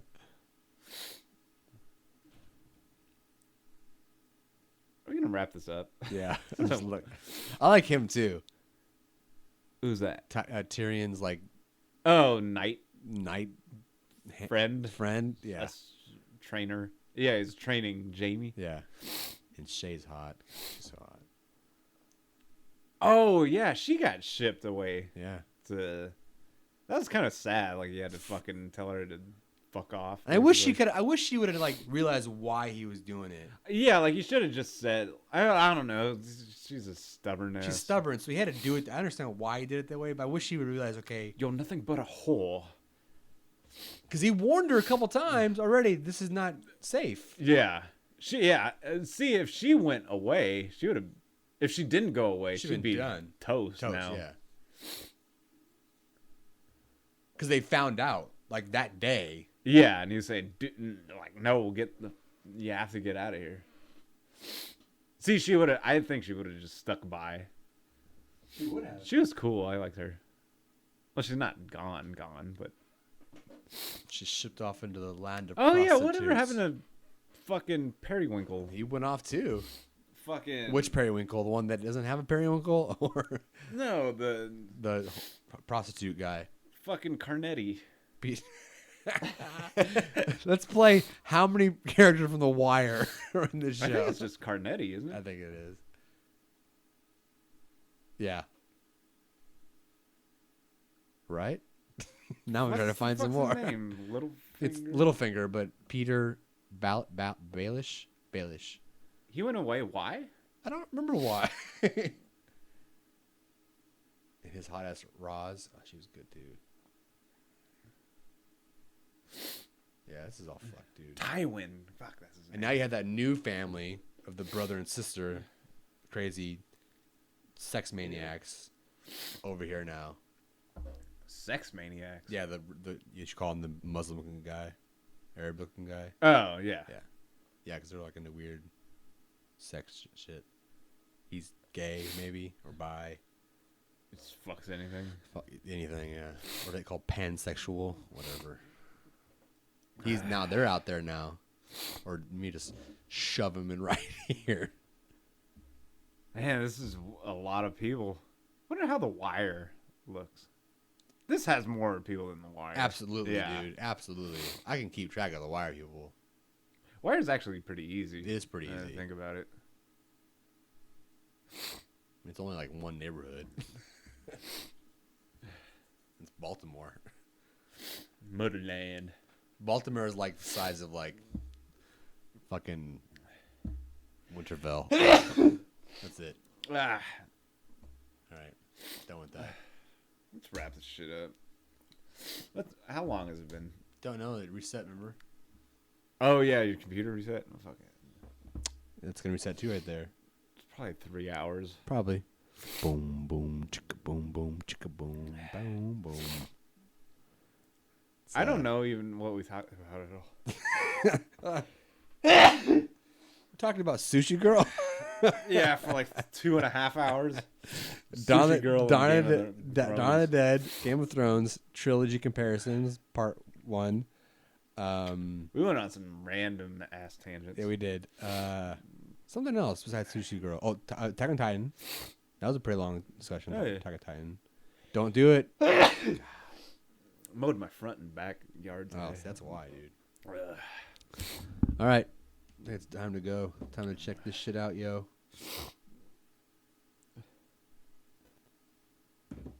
Who's paying me now? God damn it, Evan. It's your dogs. Wow, Dawn of the Dead. Alina must be over there. Khaleesi will take over and rule the realm. P.S. I hate listening to you guys talk about Game of Thrones. I hate us talking about Game of Thrones. We're such stupid asses. Oh, Alina. She's writing 2 reviews for me for the website from episode 1 and 2. Really? Yeah. Taking forever to write that shit. Of the new season? Yeah. I told her to start off with that. I told her it has to be done before tomorrow. Ain't happening. All right. Let's go. I'm dying. This is my last podcast, everybody. Evan is passing away. He died of the sniffles. That'd be a horrible death, just the sniffles. It's kind of shit that happens in Game of Thrones. Times. All right. I'm Zane. I'm Evan. Sorry for this podcast. Bye.